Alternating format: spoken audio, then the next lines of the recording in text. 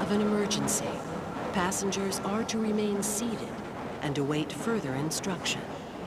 If it is necessary to exit the train, disabled personnel should be evacuated first. Please stay away from electrified rails and proceed to an emergency station until assistance arrives.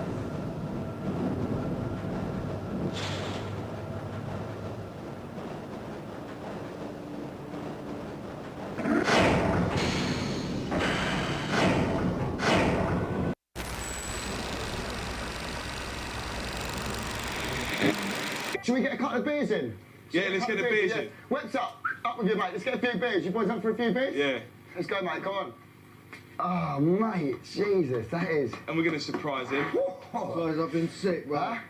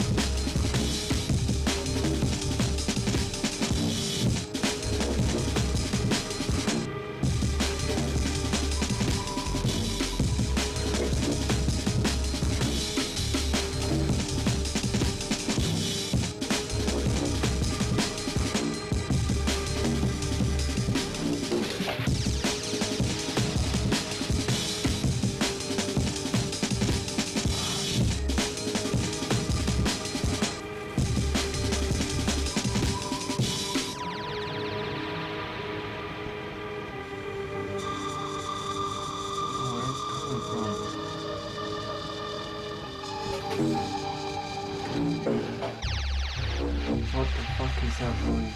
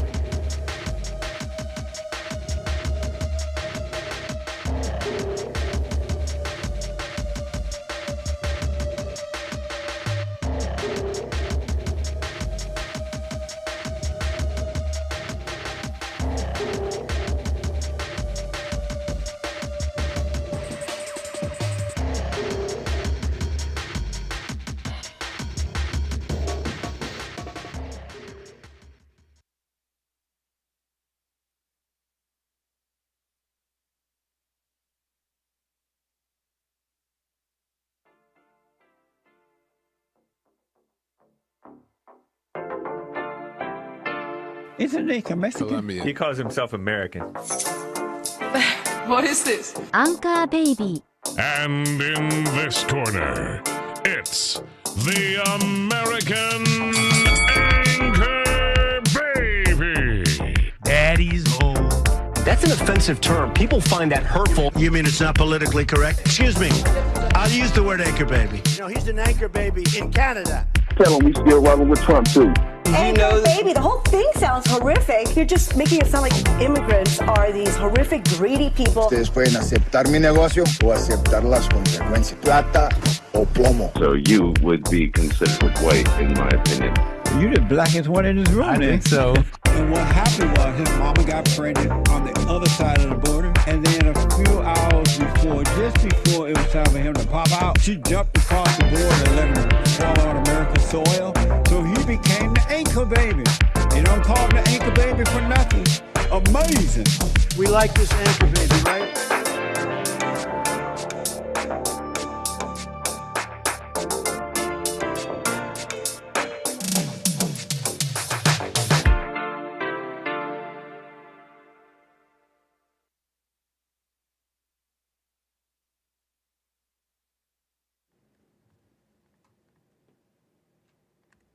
Hello, I'm the American Anchor Baby, and this is my show. How you doing, everybody? Appreciate you tuning in on this fine Friday. What a fine Friday it is, everybody. It's a pleasure, an absolute pleasure to be back with you today on a great Friday. Okay, we got a nice show ahead here on this relaxed Friday. We're kicking it back in the studio, in the chair.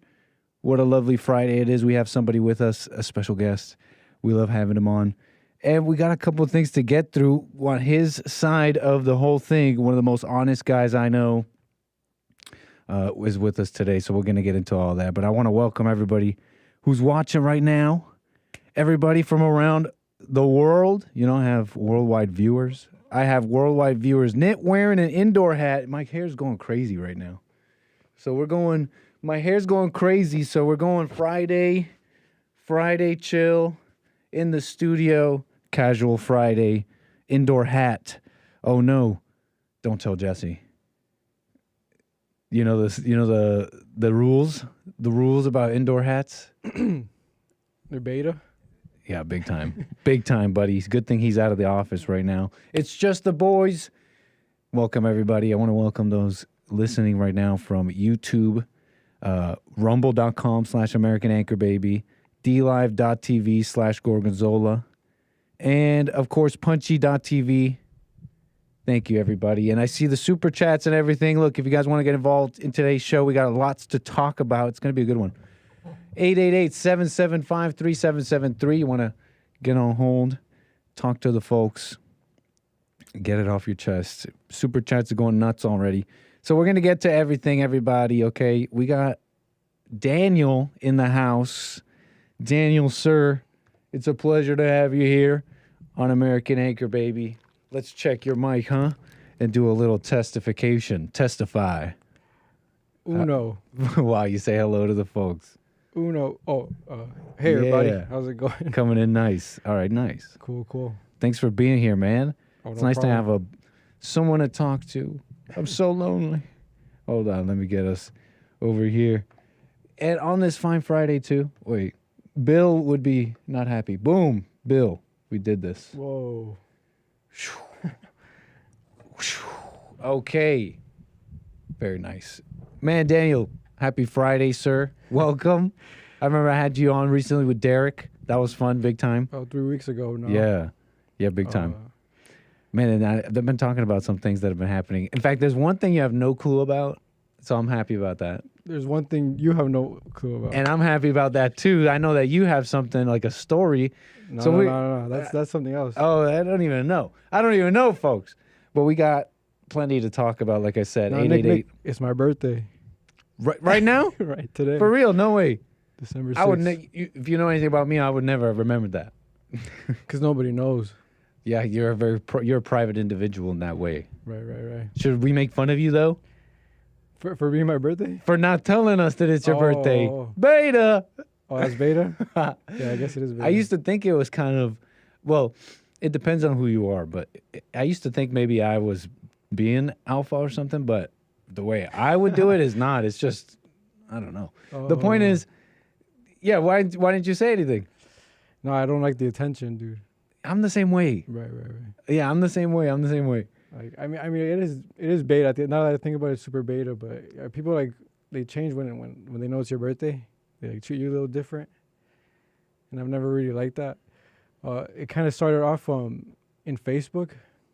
You remember Facebook? Like it show your birthday. For sure. And then people would spam you on your birthday when there were still pokes and stuff. Yeah, for whatever reason, everyone would ignore you all year long.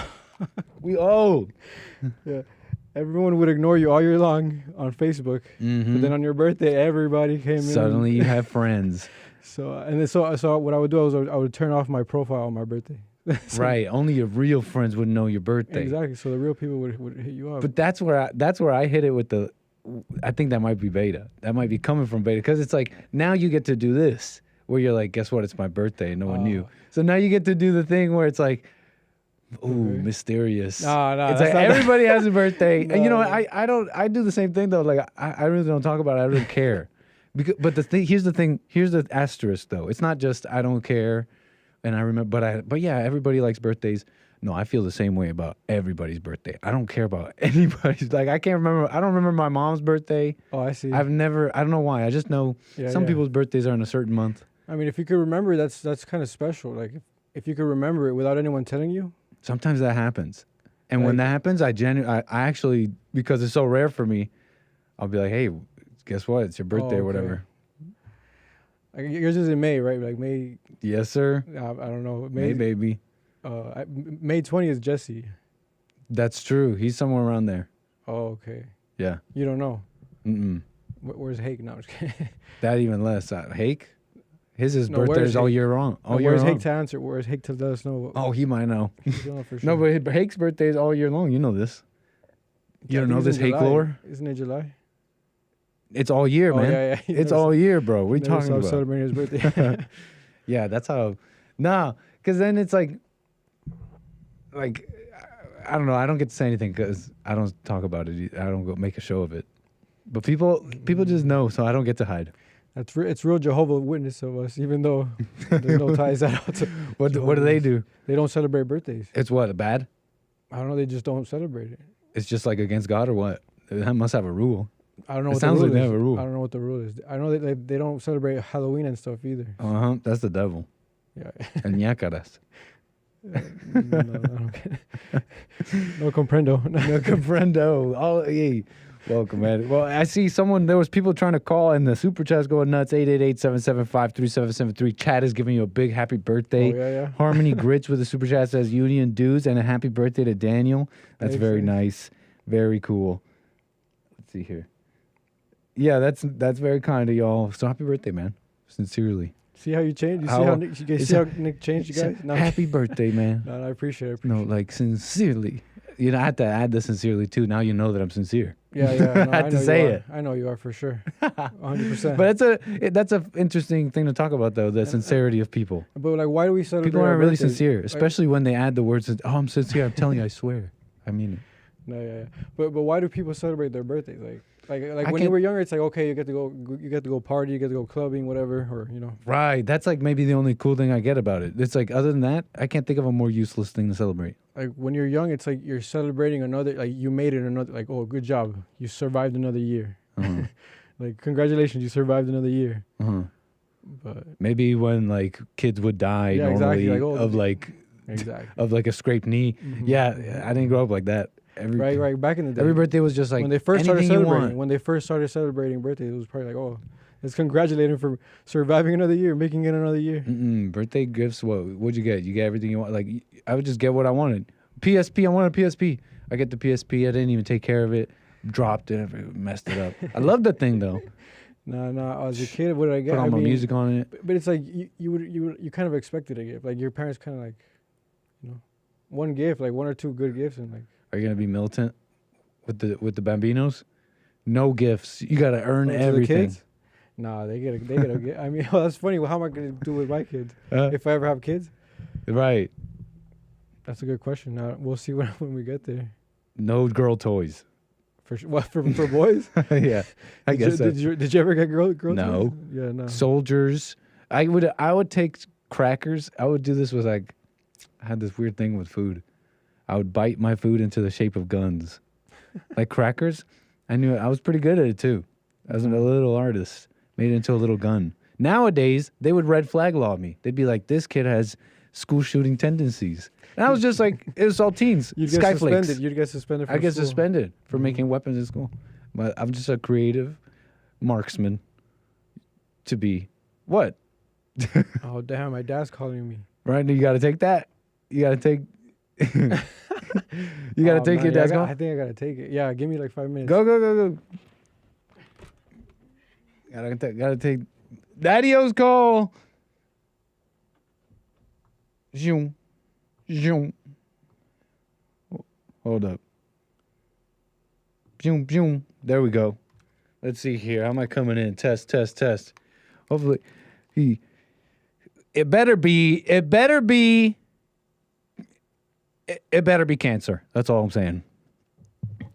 It better be cancer. That's all I got to say. It better be someone is bleeding. And he's asking him, how do I turn this tourniquet again? You bought me this tourniquet and I wished I never had to use it. And oh no, my son, this day has come. My sweet son. My sweet son, the day has come where we did not wish it could happen, but it is here. What do? You say, Father, it's a Cat 5. It's a Cat 5. I've told you this a million times. Put the O over the limb. Velcro down. Stick. Spin. Blood is not squirting anymore. He's screaming. Okay, he's screaming. He's screaming. Ah, son, it hurts. It hurts. You're saving his life. You don't tell him. Say, ignore it. He's screaming. He's screaming. Son, for the love of God, stop. For the love of God, stop. What is he talking about? I'm talking about the scene that better be unfolding on that call right now.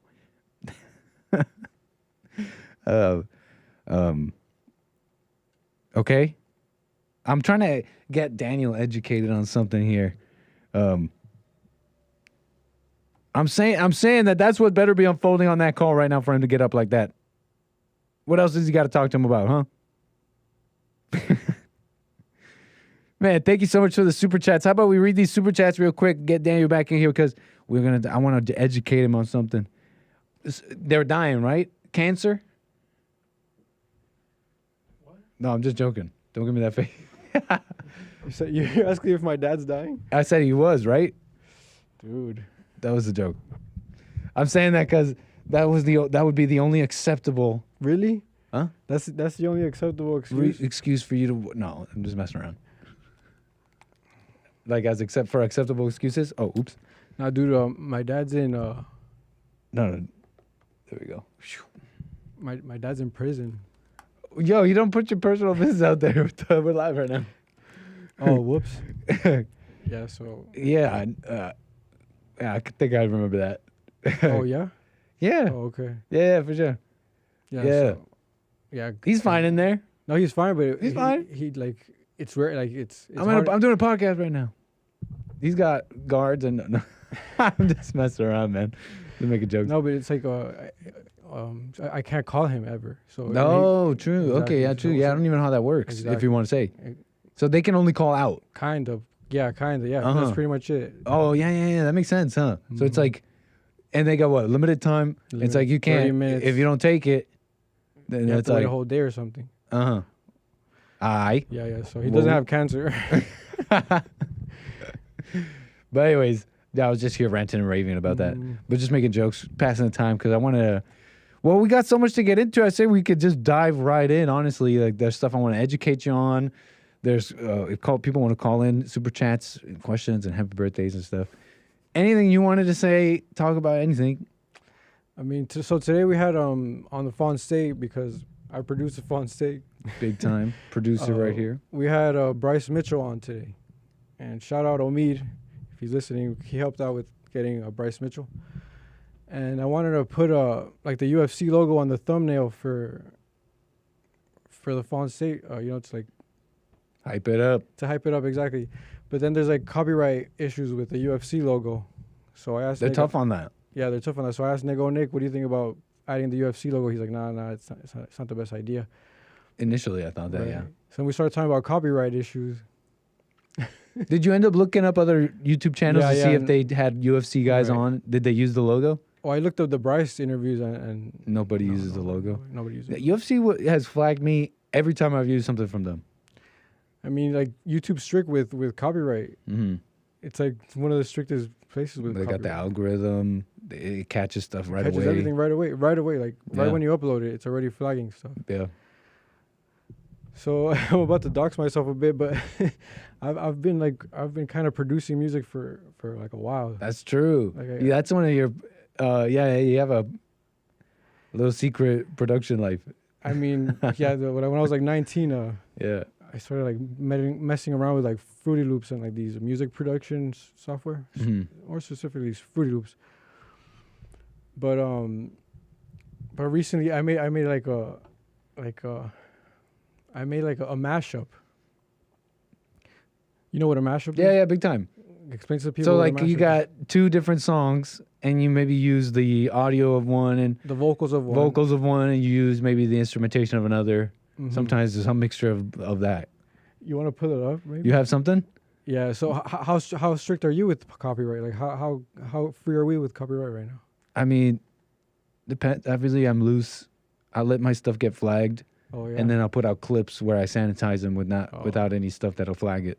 Because it's just a claim that I'm not too worried about as opposed to like an actual strike. And claims are way more common than strikes, where just someone claims that you used audio and stuff from them. Yeah, trying to avoid that too. But what, is this something? I don't mind. I don't mind. Go ahead. All right, so yeah, like if you look It's up, live. I think it's a DNYG DJ. Oh, you mean copyright because of you? Right. Because you're gonna copyright me. I No, recognize no, those. I recognize those initials. Yeah, right. No. Oh, you do? Oh, So what am I looking for on this channel? it's gonna be DNYG04. It's like it has like 240 views. 200 what? Wait, did you find the channel? It's like a black logo. Wait, hold up. No, I didn't. Oh. DNYG. What am I looking up? Oh, dude. Okay, this is taking too No, long. no. We have time. So on YouTube, you search up on DNYG DJ, all one word. DNYG DJ. Yeah, and then like look up maybe Oliver Heldens. I found it. So there's one song that's a mashup, and it's the Oliver Heldens. Like it's a mashup. Oliver Heldens, Dennis Quinn. Right. Okay. So that's what I'm talking about. That's a mashup I made. You made this? Yeah. Well, I made the mashup. We'll get to it. Okay. Go. So let me explain a bit. So I've been into house music since I heard that song on Blue 𝒏𝒊𝒂𝒐𝒏𝒊𝒂𝒍𒔔. I was a little kid. I was like maybe 4. No. This is a story. Oh, yeah. So I was 6 years old. I heard that song and I was like hooked on like electronic music from like a young age. So I've always like loved house music or appreciated house music. So there's this song I think it's called You're in My System. Oh, I forgot. No, I don't know what the song. See, this is why I need the laptop. But so the original song, I think, is, or so it's so. The system? No, it's called You're in My System. Look up You're in My System. Yeah. But not by the system. By like Dennis Quaid or like Dennis Quinn. Yeah, Dennis Quinn. Okay. Aye. So that I heard that song. That song is a mashup. That's like a mashup / remix of. That's already a mashup. A mashup / remix of two other songs, right? So the first song is "You're in My System" by The System, which came out like in the '80s. So that's the vocal. So Dennis Quinn grabbed the vocals of The System, put it on Eric Chandler, and Eric Chandler has a song called "Atmosphere." Carrie Chandler has a song called "Atmosphere." I see it here. You see it there. Yeah. So Dennis Quinn, he grabbed the vocals from The System. He put it on. Gotcha. On "Atmosphere," and he made "You're in My System." And it's a really good "Atmosphere" by itself. It's like one of the first like real popular house songs. Like it's like. Oh, for real? Yeah. Like if you know house music, which nobody probably does. "Atmosphere" is house heads. Where the house heads at? Can we play some? Play? Yeah, I mean, okay, I got it right here. House heads. This is for the house heads only.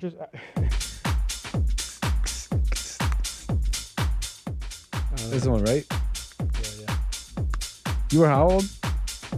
No, when I first got into the house, like 6.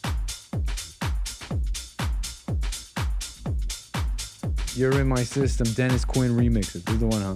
Well, yeah, that's the remix, but the original song is "Atmosphere," which is like it's good, dude. Hold on. This is the one, right? Yeah. Yeah, I mean, it sounds like some house. Classic house. It's good house. Yeah. This isn't me, by the way. This is Dennis Quinn. Uh-huh. You could speed it up a bit. Like go past the I want you to hear like the hook. This.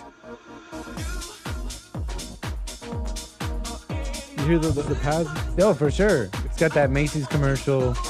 Like, no, and that's not a dig. It's like, you gotta get the vibe right. But the pads are really, or like that melody. Yeah. You gotta get the vibe right. Well, the melody. And now, the melody's from "Atmosphere," from the "Atmosphere" song. Gotcha. So this is the mashup. No, this is one mashup. Right. Okay, Not your mashup, but. So then Oliver Heldens, he's like our contemporary. He made a version of "Atmosphere."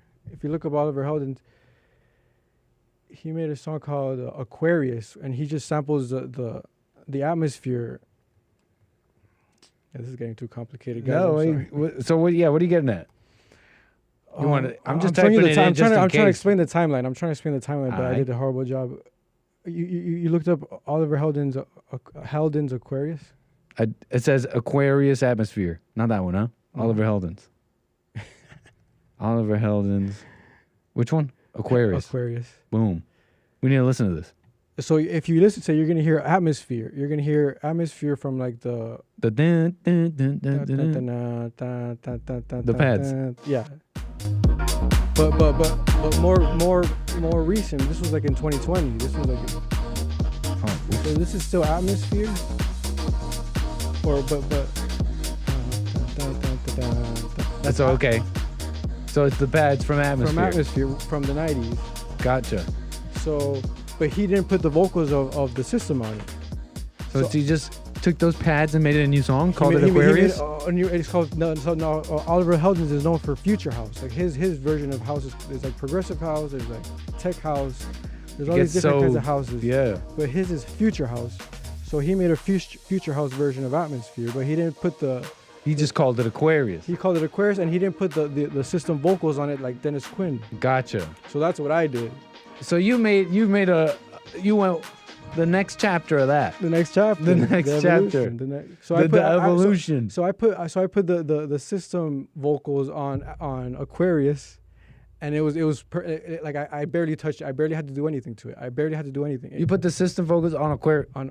This is the system vocals on Aquarius. I probably this is like deep. This is like deep like house like appreciate like if you love house you'll love this. But so all I had to do was like tweak the pitch a bit and like the tempo a bit to make it fit a bit. And I'm not even good at that. So like it wasn't that off.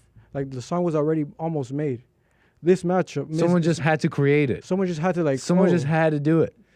Do what Dennis Quinn did with the Future House, and it fit perfect. Like I barely touched. Like I literally like. You know how you could do tracks on top of each other? Yeah. That's it. That's it. What did Steve Jobs say? People get mad. Creative people feel guilty when people are amazed at what they do because all they did was just see something that nobody else saw or do something nobody else saw. Yeah. Should I play this? Yeah. So hold on. Don't play it yet. So then I upload it, and right away it gets copyright struck. Obviously. Oh right. Right it's away because Aquarius I'm using by that guy. That's the top copyright claim was Aquarius by Oliver Heldens. So I'm like, let me just submit it to Oliver Heldens' record label. I'm like, let me just submit it because if you could appreciate house, you could appreciate what I did. So you mean submit it to the? What does that mean? To just send him the Oliver Heldens has his own record label, and I send him the track. I just send him my mashup. Right. Oh, so you say okay? I emailed it to them. Yeah, okay, I'm following now. Yeah, so I upload my mashup. It was copyright struck by Oliver Heldens. So then I email his record label. Look, guys, look at this mashup. It's pretty good. Like, if you guys could appreciate it. And then after I sent that, the copyright struck got removed, taken out, huh? got removed. There you go. I mean, is that not proof right there that someone saw it? That someone saw it and enjoyed and approved. They were able to appreciate it. And approved of your video. What else is that?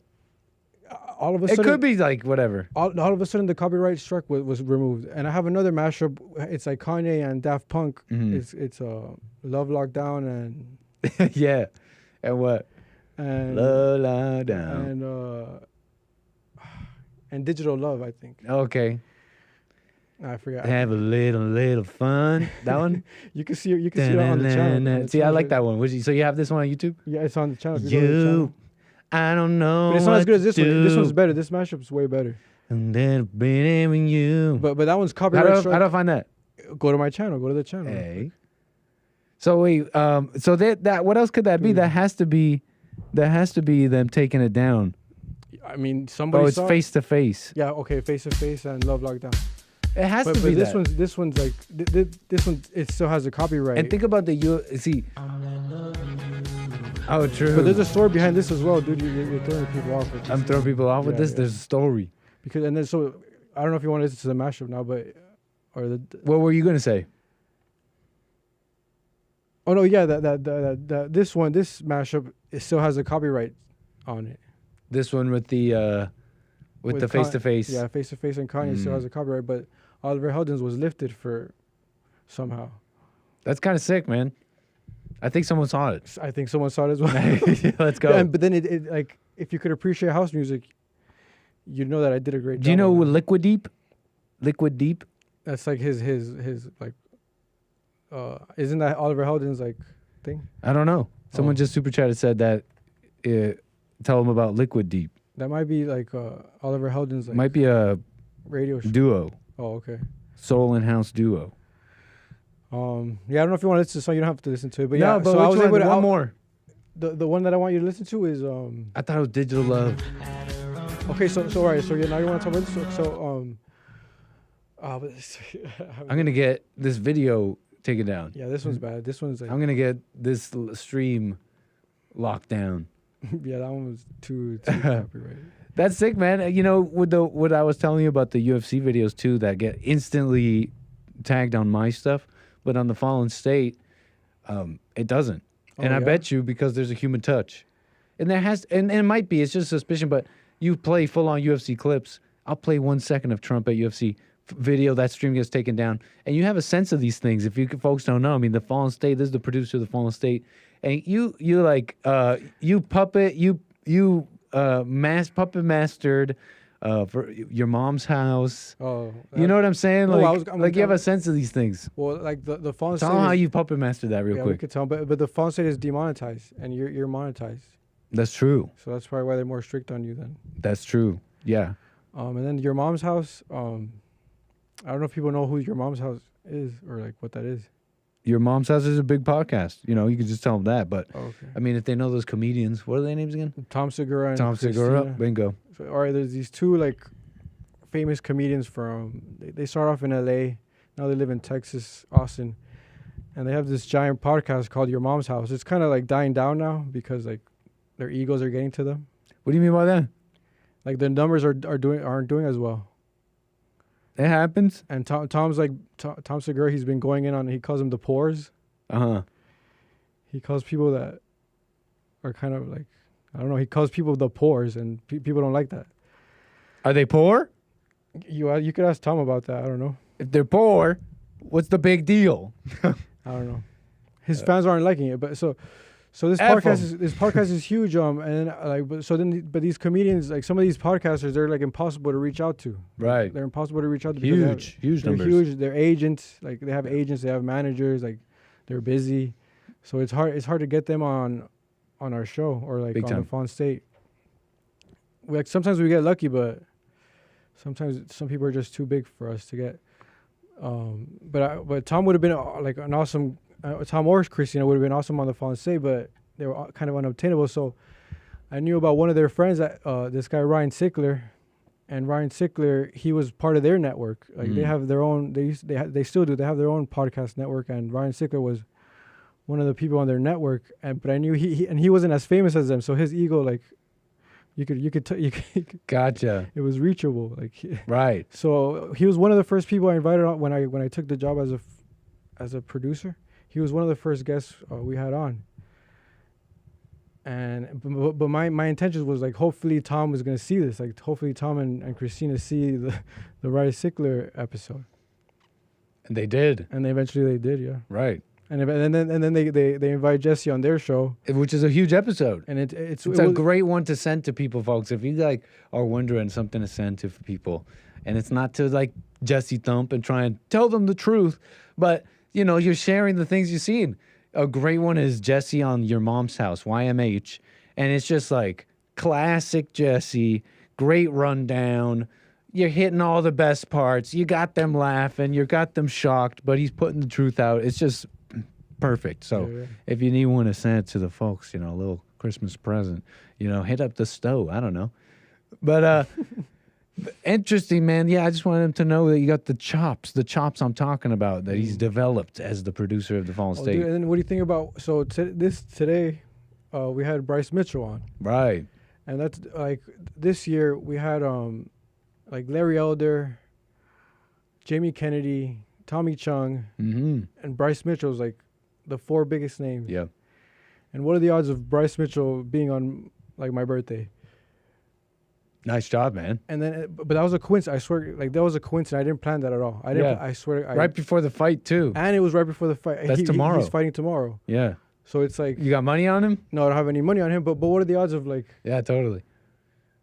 To me, that's like serendipity or a blessing. And is that the same thing? Maybe. I guess. So that's how you see that word. Fantastic, man. Well, can we? I want to jump into something. You got to get educated, man. I got to educate you on something. There's a mess. Have you heard of this phrase? This name. Wifejak. What does that mean to you? Yeah, dude, I mean... Okay, let me try something. What about 𝒂𝒑𝒔𝒕𝒓𝒂𝒎? What's that mean to you? 𝒂𝒑𝒔𝒕𝒓𝒂𝒎. Come on. 𝒂𝒑𝒔𝒕𝒓𝒂𝒎 is that meme, isn't it? Yeah, you definitely know. Everybody knows 𝒂𝒑𝒔𝒕𝒓𝒂𝒎 to some extent. How would you explain this? How do you explain 𝒂𝒑𝒔𝒕𝒓𝒂𝒎 to someone who has no... You get someone like Henry Ford. You zap him from the past and you bring him to today. How do you explain 𝒂𝒑𝒔𝒕𝒓𝒂𝒑 to him? It's like a cartoon. 𝒂𝒑𝒔𝒕𝒓𝒂𝒑, it's like a cartoon making fun of like a certain type of men, like a certain class of men, or like not a class, but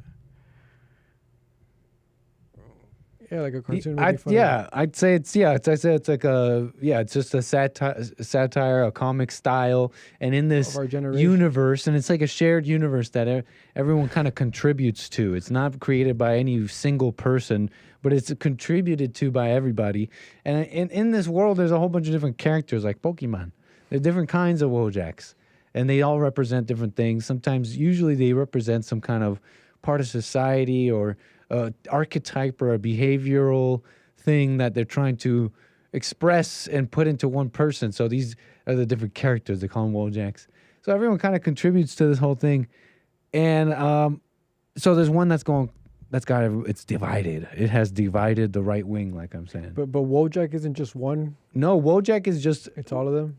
So here's what it is to be more accurate. 𝒂𝒑𝒔𝒕𝒓𝒑 this is the original one right here. 𝒂𝒑𝒔𝒕𝒓𝒂𝒑 is a specific one. It's like a stressed middle-aged, like... Yeah, I think that was the vibe, right? I think now it's like... So Henry Ford... NPC. How do we tell Henry Ford? It's a cartoon of like a stressed, middle-aged, like... balding guy. Yeah. That's like going through it. Like he's just in the like midlife crisis almost. The quiet desperation of the life of an average, maybe middle-aged guy. Like kind of like disappointed by life, kind of. So those are some of the things you can gather. But these, like all memes, these things can be stretched. You could have like double entendres, double meanings. Everyone's kind of getting in on it. They're all putting their takes on stuff and spins. So that's kind of like the 𝒂𝒑𝒔𝒕𝒓𝒂𝒑 universe, the 𝒂𝒑𝒔𝒕𝒓𝒂𝒑 world, Henry Ford. Just so you understand what horrible scenes and what horrible things we're about to show you of this society that we brought you into from the past. You know, he might be surprised on some things. So there's this one 𝒂𝒑𝒔𝒕𝒓𝒂𝒑 that's going nuts. It's going nuts. It's dividing the right wing. Everyone's feeling... It's dividing everybody. They either agree, they either feel one way about it or another way about it. It's caused a rift, a divide. They're making the videos. They're mad at each other. It's an internal conflict in the right wing over this meme, this Wifejak. So this is Wifejak. This is what she looks like. And it's hard to even sometimes gather. It's already nebulous enough with this 𝒂𝒑𝒔 business. It can be pretty nebulous, like, oh, it can mean many things. But it's even weirder with this one here. Let me see. Hold on. I'm trying to do something. Oh, there you go. How do we look when I do this? There you go. So this one's even more nebulous and hard to pin down. What does it exactly mean? All I can gather is the Wifejak represents your average today's age wife. And she says wife things, as you can see. She says wife things, I guess. That's kind of like the meme. Where are we going this weekend? There were some examples. You know what I mean? Are you kind of getting it? Oh, so she's eating one of those PB&J things? And she's like, what? They're not just for the kids. Is that a real... like, I get it. It's cute, I guess. Is it funny so far?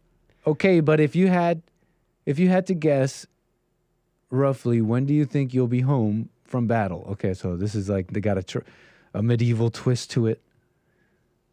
This is the over-talkative wife during a movie. Why'd they kill that guy? Wait, what just happened? What did she say? So so you're gathering so far this meme, this Wifejak. Yep. Now, why is it a controversy? Like basically the controversy is this to get to it. It's you got people criticizing the guys who are just loving the meme because it seems like some people have some endearing feelings towards this little Wifejak. They relate to it. They relate to it. They think about their wives. They're glad to see some just positive to the family memes. It's just positive to the wives. I love my wife. And it's just wholesome, I guess, is the vibe I'm getting, right? And so anybody who hates that is hating their wives. They're getting all like, you're an incel. They're calling them incels. What's with all these incels who hate the Wifejak meme? It doesn't help that a huge part of this, it was pushed along by Nick Fuentes. You know about Nick Fuentes. What do you think about Nick Fuentes, real quick? Nick Fuentes, you know what I'm talking about. I think he should change his last name. Why you say that? Because it's like a Hispanic last name. He should change to Fountain. Because Fuentes means fountain. Fountains in Spanish. He should just Americanize himself. What's it called? Assimilate and just change his name to Fountains. Nick Fountains. Nick Fountains. That's the name he was born with, no? Right, but like one of his ancestors chose that name, so he should change his name. But other than that, if his ancestors chose it, shouldn't he keep that name? Like because his ancestors chose it. I'm not understanding the logic. Like someone manned up back in the day and chose that name. So what? Like, and he doesn't seem to really care about the name Fuentes. Yeah, like it doesn't really fit him. What do you mean? I don't know. He doesn't care about the name Fuentes? In what way would you say that? Yeah, that's a crazy thing I'm talking about. Yeah, because how can you know that? But nah, I don't know, cause like if you look up Nick Fuentes, you don't think it's like a right wing like. I guess that's just something I heard. I've heard that about, like, they'll throw that at him, like, oh, well, I guess what is that? He's got a Mexican name and he's racist, but you could be Mexican and racist. What's wrong with that? Well, you could also be like Mexican and or like move to the United States. And by racist, I mean just honest and more loving than you think, more decent than you think, but then you're a next guy. Like, but people do that. People like, and the people like change their last names to like fit in with the country. And you want him to fit in with the country? With America. And you say he doesn't, though, with that name. With that name, nah. Well, that's a foreigner Not name. with that name, nah. Get out of here, Fuentes. Yeah, exactly. Hey, we don't know your kind around here. Suddenly you got like big old belt. All of a sudden, this big old shiny belt, and you got a big out of nowhere. You got a big old hat. You're just like American down. You're like, I don't know Get about out of here you. with that name, boy. You just totally, boy. You just your whole demeanor and accent changes. Yep. That's awesome. I wish that happened. I wish you did that, and I wish that happened. But people do change their name. Like people do change their last names to like fit in with. We don't want your kind around here, boy. Fuentes, that ain't a name I ever heard around here, boy. Get out of here with that. That's funny, man. But he stands up for. I think he's misunderstood mostly. I think he's a fine guy. I think he's a smart young guy. I think he'll be great, maybe even leader in the future. I think he's mostly misunderstood. I think he might be a little angry. He might be a little angry. He might hate the Jews a little bit. Right. But here's the thing: do we really know? Because he's one of those guys that really knows how to clip farm. He knows how to be viral. He knows what's pushing the buttons. And I think people put more hate on him than he really means. I think he might be as angry as the next guy, maybe a little bit more, especially with the Jews. But a lot of things he's also quite factual and level-headed on. When you're over flack, I respect that. When you're over flack and everybody's feeling uncomfortable over something you're saying, he doesn't stop. He keeps going. Yeah, no, I mean, you gotta respect that. Like, it's America. At the end of the day, it's America. Yeah. So I got some interesting news about him. I'll tell you. You can say whatever you want. At the end of the day, you can say whatever. And if he wants to put his bank accounts on, like his like finances on risk like that, if he's able to, then. And which is a shame too that it's even had to come down to that. I got a crazy news story about him later. If I'll tell you about it. You might be. It's crazy. Okay. America, folks. But look, the controversy with Wifejak is this. Essentially. And I think this is the part that the people who are just loving Wifejak and don't get the criticisms and are just calling them incels, it's that a lot of men are subject to women. And we're talking like, this goes deep. And subject to women is what? Going against God. You're going against God. And God's, like everything God, you're going with Satan. That's what that means at its core. And so it's quite evil.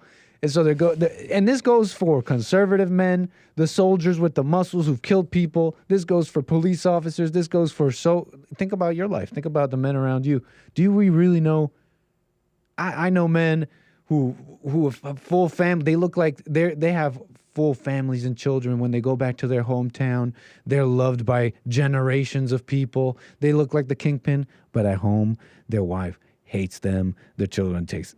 You gotta. The men are subject to women in such a crazy way, and it's in such a subtle, conniving way, and that's the.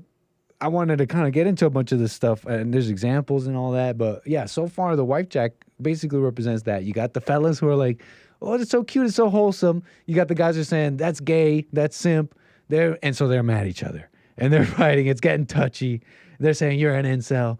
They're saying, so yeah, are you properly educated, I think? Properly educated in the saga of Wifejak right now, before we continue into along with Henry Ford, before we go into this R.I.P. insanity. Yeah, I'm with it. Fantastic. Okay. So let's get it. Here's an example for you. And you can tell me what you think about some of this, about what they're saying. So did we get I think we got enough of just the general Wifejak memes, I think. Just kind of the general vibe. Oh, she's just a wife. And this is basic wife things. Oh, she's so not even positive or even that negative. Oh, look, she's buying a bunch of Amazon stuff, and the husband's like, please stop. Ha ha ha. Oh, but it's my little wife. That's funny. Whatever. I think we get that part. So here's one that I think explains this, where they're just where a whole bunch of people are saying, why would anybody be mad at this? Why would anyone hate this? This is the Wifejak, the ideal woman. She's just normal. She wants kids, likes to cook, can't decide what to eat, wants to be a stay-at-home mom. She's traditional, wears modest clothing like Starbucks. Oh, What's wrong with this? Why would a right-wing person hate that? Right. Yeah, that doesn't make sense. This makes no sense, huh? Right. You're saying. What could be so wrong about this? Huh? From a right-wing perspective. And what do you mean by that? Because a liberal would that's a nightmare for a liberal You woman. think so? Yeah. In what way? A liberal woman doesn't want kids. She doesn't like cooking. She can't decide where to eat. Well, she can't. So you're saying you've never met a liberal woman like this that is a liberal and wants kids, likes to cook, can't decide what to eat. But this is more of like a trad woman, no? You could say that, but we got levels going on here. Maybe this is also trad for the liberal. Tell me again, what do you think about that question? You're telling me you've never met a liberal woman like this? Because all women are liberal. Man, there you go. See, that's where my mind was going too. It's like you're telling me this does not describe a liberal woman. This is just a conservative woman. I don't think so. This is you could get very liberal with this one. You can get quite liberal. What does that mean, liberal? That she hates men, like at least outwardly, not just because you can have a woman that wants all that and then vote for liberal. Yeah, big time, all day, And so it's not just a matter of oh wait, no, hold on, stay-at-home mom. That's like wants to be a stay-at-home mom. No, that's true. Conservative. That's true. That's conservative. Yeah, that no debate. Ain't no debate. Yeah, I'd say so. No, you can't find. But a liberal. I feel like even with the liberals, it's more like a. How do I put this? No, you can't find. It's like conservative. It's like conservative by, not de jure but de facto. You know how they say, in the South they're openly racist, but they're in theory they're racist, but in practice they're not. They're actually very kind and friendly to everybody. But in the North, in theory they're not racist because they say we're not racist, but actually they're pretty snooty and racist to anybody like them. What was I saying? No, that you're saying that there's a chance that there might be liberals a liberal woman that would want to be a stay-at-home mom. Right, exactly. No. But what I'm saying is that although they may say, I don't want to be a stay-at-home mom. I'm a liberal. I'm a woman. I can work. In practice, once they do get married, they end up staying home because it works out better. That's what they wanted. Stuff, etc. That direction. What do you think about that? But then they would still vote for liberals, or exactly. They wouldn't. But then they're starting to turn conservative. Exactly. So this doesn't tell you anything, is what I'm saying. All right. And to even make it a big thing, this doesn't really tell you much. And there's Starbucks. And there's this major feeling of accomplishment, don't you think? Like, I just want to cook, and I can't decide. I'm just a woman. What's so bad about? Look, I cannot be so cynical. There's like the other side, which is just a woman seeing this and saying, yeah, what's so bad about me? What's so bad about me? What's so bad about a life with me? I bet you a lot of women are feeling like that. But there's this like sense of accomplishment of like, look, I've accomplished something. I'm like, this is why I'm so good. But this doesn't make you good. This doesn't make you a good wife. Doesn't make you anything. Here, maybe you'll understand what I mean with this. This was a prototype of the Wifejak, of the vibe of the Wifejak. This is a early, I'd say, in the internet historian, I'd say is an early version of what you just saw. You see the man here with the quintessential American white woman, and he's like, a wife should cook for her husband. And she's like, you sexist scum. And he gets a Latina, though. He's like, honey, I'm home. And she's like, oh, mi amor, I don't know if you wanted empanadas or tamales, so I made you both. And it's like, oh, everybody saw this. This was an old one. This is an old one. Everybody saw this, and the fellas were like, yes, ladies, you get it. Finally, you get it.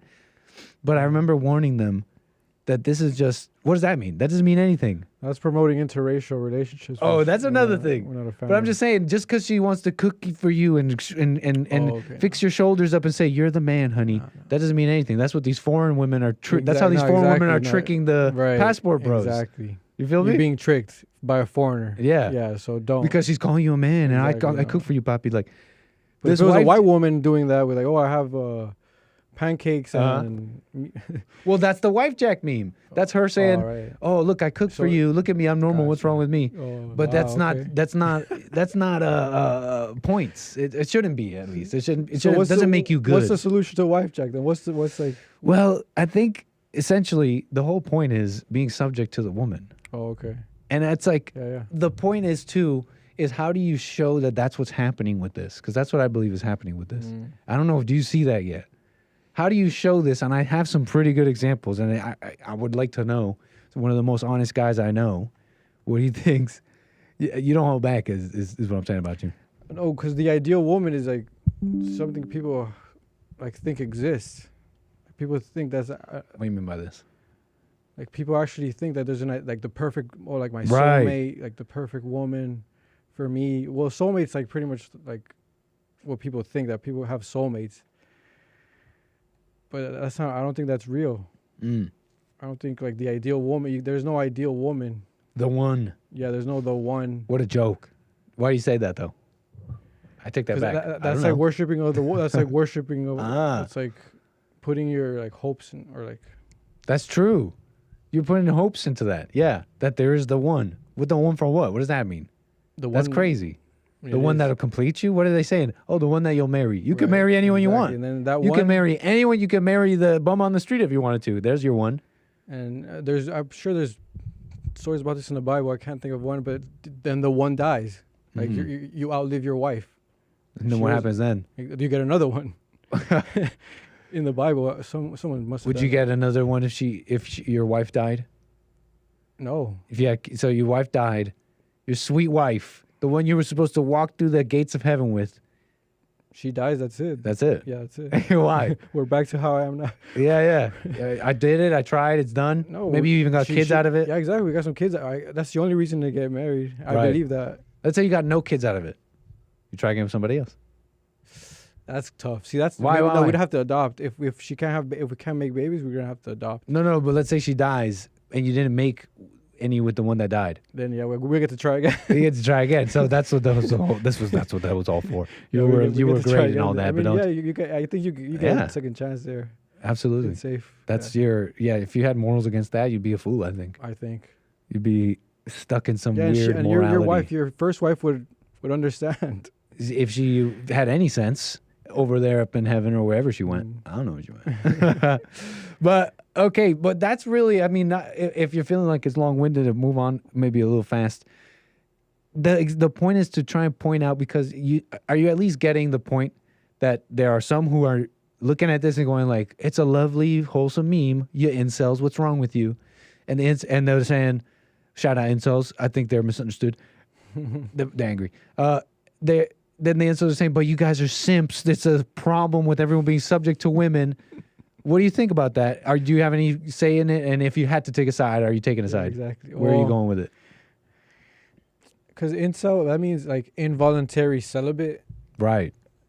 But that's like, you can't like involuntary. What a misnomer. What a fake term. I mean, I don't want to take your thunder, but I feel like that's what you're about to put down. Take it from me. No, go. Because I feel the same way. There's no like even, man, because I've seen like disformed, like missing limbs, half like paraplegic, and they get a wife somehow. They're able to trick a girl.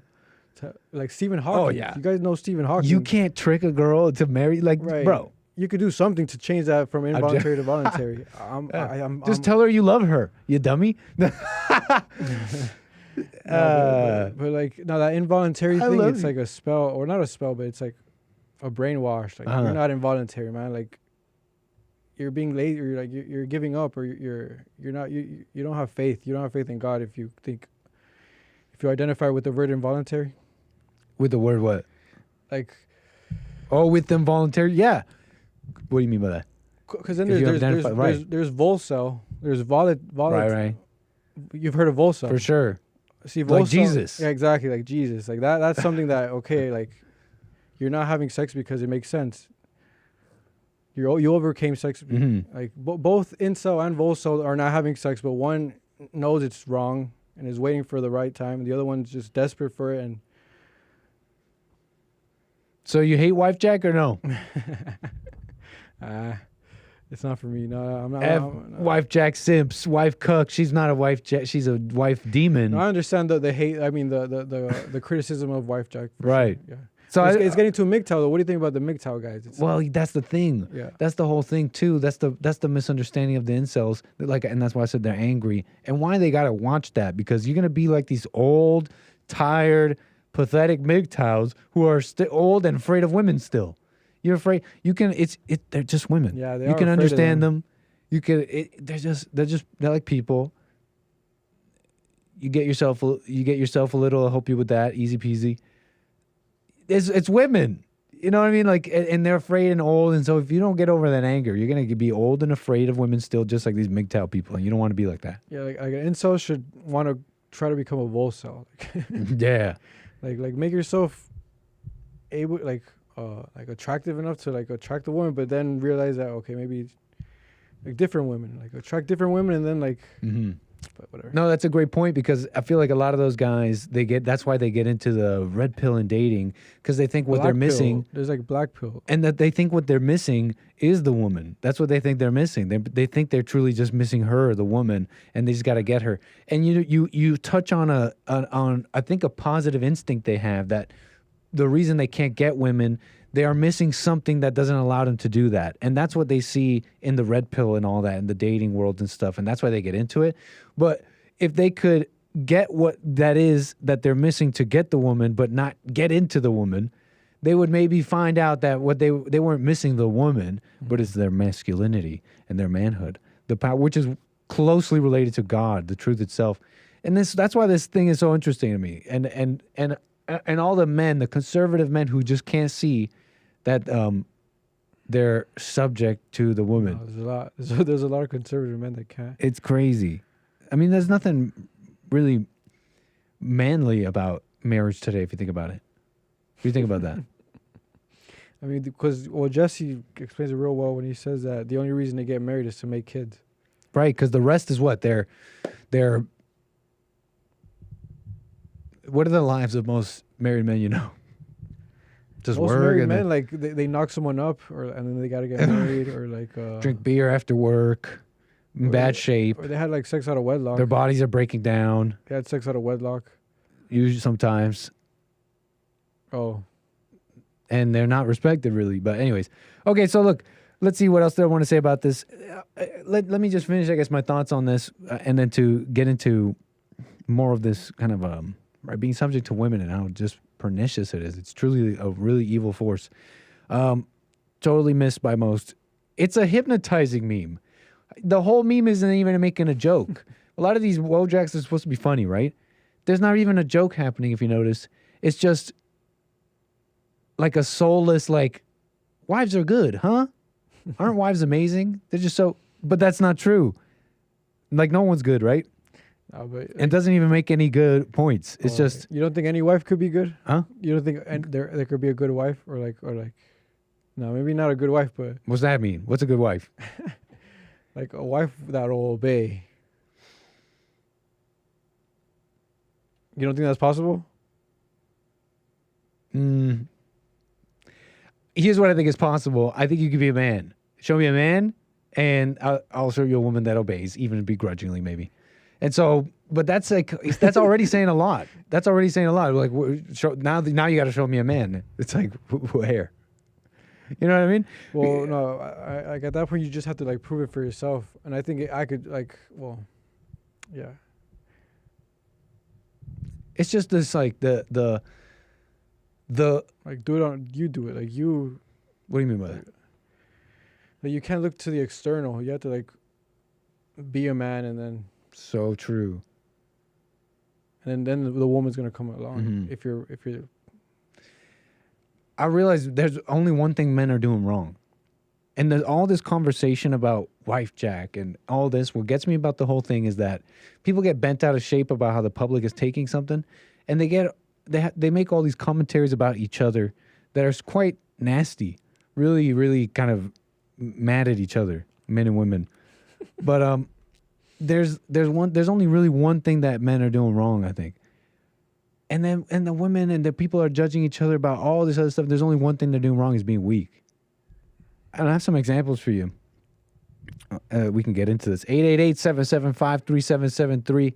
I guess to finish the Wifejak off thing before we get into something else here. The Wifejak, finish off the Jack wife thing. But how would you like? Oh yeah, so you're saying you side with the incels a bit. Oh, you understood the criticism of Wifejak. Okay, so we tied that one up.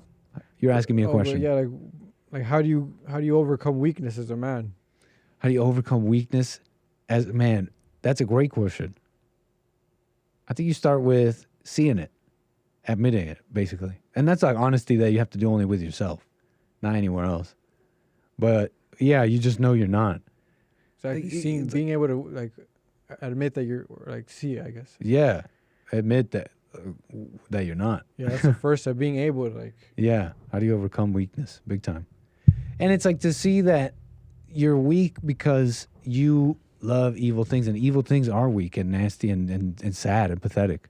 You are into this false love, this woman's false love. And that false love is so nasty, man. You know this. You must know this by now. It's like the evilest, cruelest thing. It loves you. It's like so loving. It's like, I love everything you do. And it's like, I love everything about you. Yeah. And it's like, you're the best. But then the moment that you aren't a certain way that they have in their minds, that love flips and you are not any of that. Right. And the truth comes out. It's a nasty world. So, okay, love. That's pretty much on the Wifejak stuff. I understand the criticisms of Wifejak as well. Really, it's on the men. The point is the men being so clueless about the whole thing. So clueless. Yeah, dude. People, I mean, yeah, it's hard. I mean, how could you even like? You have to like mess up. You have to like make mistakes. Like doing all this, like, get heartbroken, and see broken families all around you. This sound like a heartbroken song? Heartbreak song? This sound like a breakup song? This is the type of song that when you turned all Southern on Nick Fuentes. This is for you, Southern Daniel. It's got a little poppiness to it. I like it. It's got, right? Country. It's in the lyrics. You hate my truck because you can't climb out of it. It takes me back to when I lived in Missouri. I'll admit it, girl. I said it and I meant it. Yeah, I loved you for a minute, but we damn sure different. Damn, sounds like a breakup song. It takes me back to when I lived in Missouri. Missouri, that's true. You were in Missouri for a bit. What was that like? It takes me like this. But isn't this kind of a sappy song? Like, I feel like a lot of countries like this, pathetic and sappy. Yeah? And then, girl, and you left me broken, and you know I was supposed to be the one for you. But most music but you're is not like for that. you, and I'm not for... Yeah, that's true. Yeah. That's true.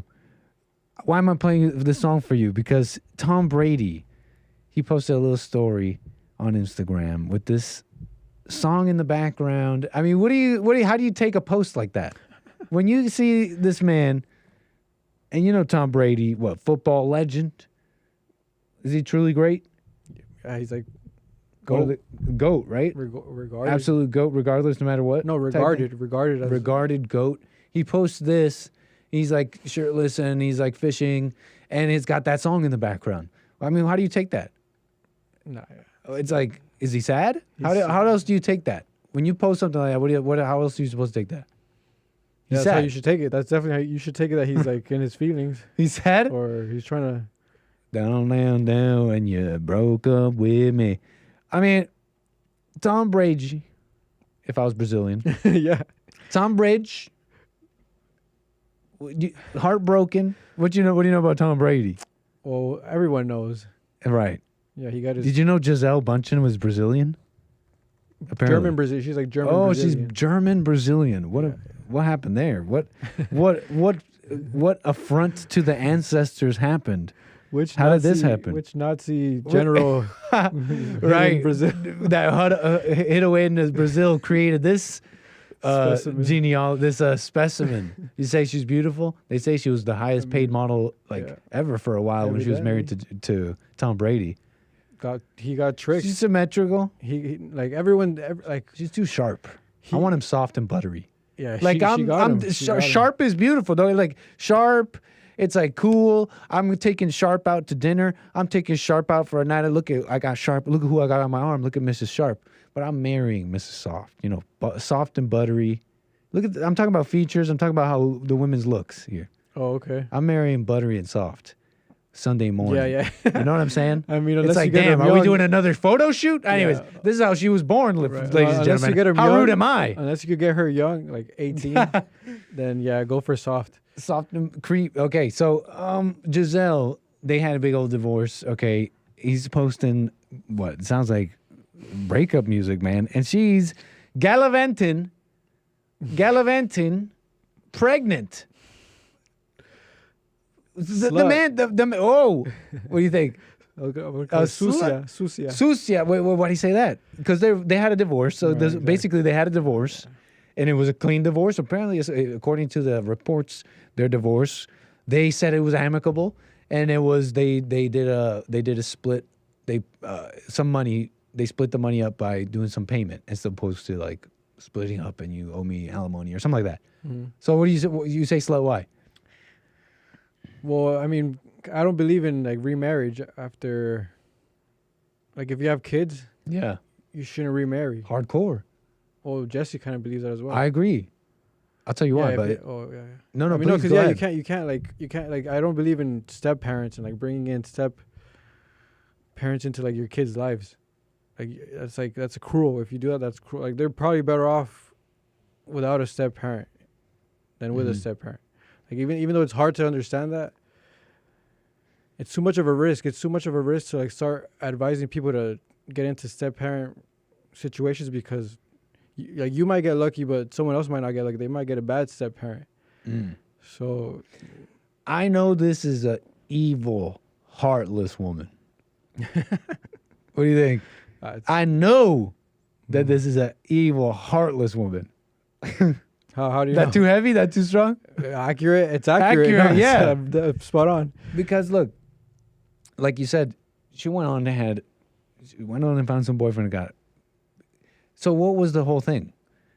Because this whole thing happens like when he starts going back to the NFL. We don't know what the heck that really was. We don't know the deets, okay? But this happens right when he goes back to, he decides, apparently the story was he's going to get out of the NFL, but he's like, you know what, I'm doing it. They're reeling me back in.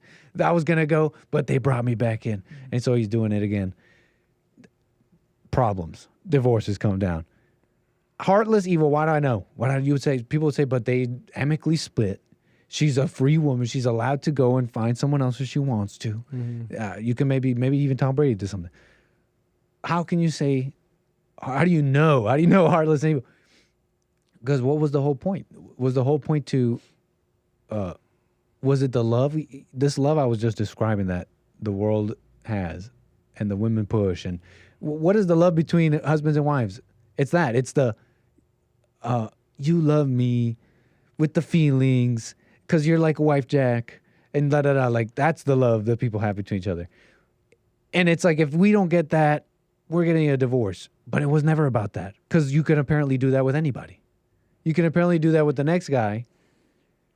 Bring another complication. No. Well, so like people, I think people could, well, they shouldn't admit this, but most people admit that they love their kids more than their spouse. Is that fair to say? I heard that's something that happens, that a lot of husbands are a little. No, like the woman, a mother loves the kids more than. No, but what I'm saying is that I heard that it happens to a lot of husbands, that they get like a slap in the face when they realize after getting married and having children that the wife, once they have the kids, that the wife stops kind of like paying attention to him. More the kids. Right. Which is fine. Like right. If you're taking it as a slap in the face, you're weak. Big like, time. Good. Like pay good attention to the kids. Right. Or pay the right attention to the kids. But I kind of forgot the point, but. Oh yeah, so she if she had love in her heart for her kids, she wouldn't get remarried. Like she wouldn't put a step. I don't know how old her kids are. Maybe they're 18 already. I don't know. I don't know. I doubt it. I really doubt that they're past 18. But so I know she's an evil, wicked woman because she's putting a step parent into her kid's life. Right. If she had love in her heart, she wouldn't do that. That's what I was trying to say. Like it's like a selfish thing. It's selfish. Oh, but she's a free woman. Right, fine, but she's free to be selfish, and that's what this is. You can't tell me otherwise. So, anyways, that's how I know. And that's what these, I guess, like, that's what a lot of men just don't get, that love is just so false, and that we're so wrong for turning into these mushy guys that want that out of the woman. And she hates him for that. That's the thing. Did you catch church? This past church, man, and there was a husband and wife. There's a whole thing about that. That is everybody's story. That is every man's story, because she wants you to be strong, right? And that's the only thing they're doing wrong. I think we can drive this home, if I may. Allow me to show this. Present to you one more thing here that went viral with the wives and the men. This article about this man who got divorced. His wife divorced him, okay? So allow me to present this to you. I fell into an emotional labor trap. Then my wife divorced me. And it's a story of this guy. And his story went viral. It went all over. Now he's doing like counseling and helps couples with emotional labor. And it has to do with like doing the dishes and stuff at home. He basically got divorced. His wife divorced him because he wouldn't do the dishes, essentially. That was the excuse? Well, that's the excuse from her. Right. But she's basically having trouble for a long time in this marriage where he thought he was a good husband. My wife divorced me because I left the dishes in the sink. He says, imagine taking something as petty as a conversation about dishes and elevating it to a marriage problem. I thought she was crazy. After 13 years together, 9 married, and with 4-year-old son, my wife decided she had enough. I started writing as a means to work through it all. Wrote a blog post. She divorced me because I left the dishes by the sink. The post was read more than 3 million times. Now he's blogging and he's helping people. He said, I tried to help my wife around the house, I thought. I'd wash a load of laundry, put in the dryer, and maybe even fold the clothes too. Secretly, I always believed I held the moral high ground in these conversations because I was so nice. I believed seriously that I was a nicer person than my wife. I had a cheerful disposition, was polite. There were a lot of nice guys out there who are accidentally bad husbands. And he's talking about how he was never really in charge of the home, felt like, and he was just kind of helping and not in charge. And eventually he sees how he was wrong for that, and he helps couples with this emotional labor problem and how men could maybe help more, and how that's a real thing. Yeah, what do you? What do you think about all that? I mean, I'm trying to think of any other more pertinent details about this. She basically made it a thing about how. No. So, yeah, I wouldn't even get married unless I like find a woman that wants to be like a stay-at-home wife, that's gonna do the dishes, cook, clean with no questions asked. Like, she wants to do that. Like, she sees the value in that, because I'm gonna be at work all day. She better be doing the dishes. Or not. Like she should know to appreciate. Like she should be able to like value what she's putting into the family by doing all that. And if you can't find a wife that values that, get her made. And if you can't get her made, then yeah, you're gonna end up like that, and it's a sign of weakness. Like a man shouldn't be doing that. Like, is there any? Yeah, it shouldn't be doing okay. Right. Is there any part if of he's this? at work all day? If he's at work all day, he shouldn't Right. be home. And if she's at work all day, then you have to get her made. And But so apparently, how that goes is that she's made it tried to bring this up that it's still managing all this is still a little much, and he I'm trying to give you more details here. Men, just as I did, often don't seem to recognize the taxing mental load of orchestrating life for multiple people, school projects for the children, transportation to extracurricular activities, future family events, holiday plans. It's exhausting. Is this a lesbian? My early memories around emotional labor began when I was 4 and my parents divorced. At my mother's house, I had a few chores, but my food was deliciously cooked and everything was folded. At my dad's house, chores were more of a man chore variety, gardening, washing cars. The rest was messy. Yeah. What do you? Yeah, So man chores, on the weekend you can knock that out on the weekend, a day off. So there's no part of this where you say, yeah, you know what, but you could see where he's a little wrong. He could have handled the home more. He makes this point where he's like, the men that I work with struggle to understand how something that doesn't bother them can actually be hurtful and worthy of emotional, stressful conversation, and that. I felt like he kind of added this because he didn't get this from her, but he concluded that she was exhausted because he was never really in charge of the home, and all these things were exhausting for her. Is there some part of you that can see where did he go wrong? Is there some part? Did he go wrong at all? He was wrong from the beginning. And what was it? He didn't show like leadership in the beginning. Like he was like, he wasn't enough of a leader from the beginning. That's the only thing men are doing wrong. They're having all these conversations about what men do and what they don't do. And men don't say this, and men say this, and it's like they have their place because they're all referring to examples that they've seen in their lives. Mm-hmm. But it's like essentially the point is, though, the only thing men are doing wrong is they're being weak. He didn't have to do the dishes. And now he's got this counseling thing where he's telling everyone, man, this is where you're going wrong with emotional labor. He didn't need a wife. He didn't need a wife that wasn't that. He didn't need a wife that wasn't willing to do the dishes. Mm-hmm. And he was wrong. It was only one thing he did wrong was to be weak, like to care about anything besides what's real, what has to be done. Would you date a woman that didn't want to do the dishes? No. Right. Look, it's not even about. It's the point is. Okay. The point is, it's like, but let's say she's working. Let's say we're in a modern relationship where they're still working it out. Don't get into a modern relationship. Don't get into. You're gonna end up divorced. You're gonna end up with troubles. Hardcore. I like it. Yeah. I mean, she has to be willing. That's for sure. That's for sure. She has to be willing. But here's the thing. The point here is that the only thing this guy did wrong, and now he's got this whole counseling thing. He's telling men where they went wrong. Look, they're still. So it sounds so measured, right? Oh, it's so measured. See, man, this is where you guys are going wrong. But there's only one place they're going wrong. It's they're weak about what's up and how it's gonna. And they're just weak with the women there. They're like the Wifejak guys. They're like the conversation that was happening at church between that husband and wife, and how she saw him as weak. She saw him as weak, and that's how men. That's how your wives are seeing you. Mm-hmm. Like they're really not happy with that. They're really not happy with the weak men.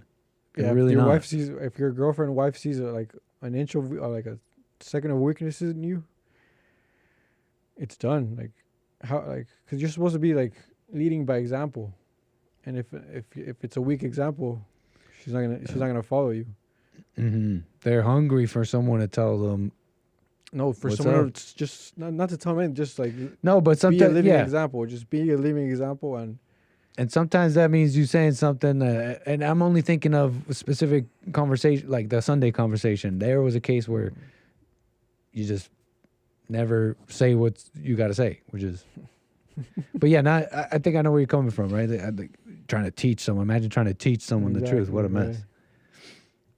But yeah, that's the only place where the men are wrong. It's just their weak approach to things here. What else about this? Are there any calls? No, 888-775-3773. And I may have missed them if they were on hold or whatever.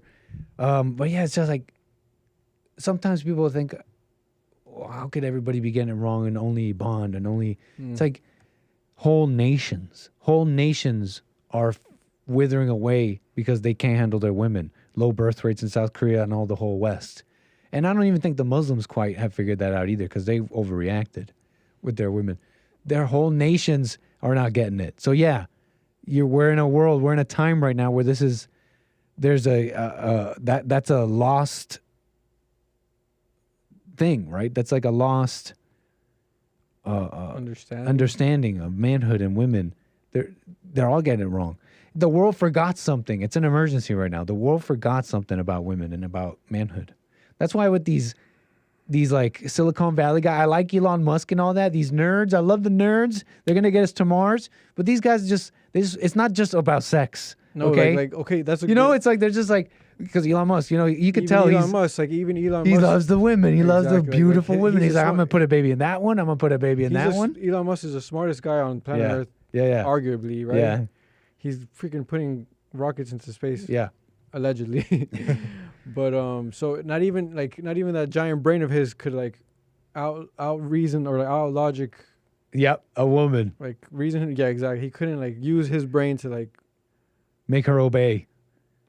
They all went nuts. And even King they Solomon turned on him. King Solomon Tom from the Brady. Bible. King Solomon from the Bible. Yes. He was like the wisest man in the Bible. Even he had like a bunch of wives. Right. So like what does Bond know that Elon Musk and that women don't have love?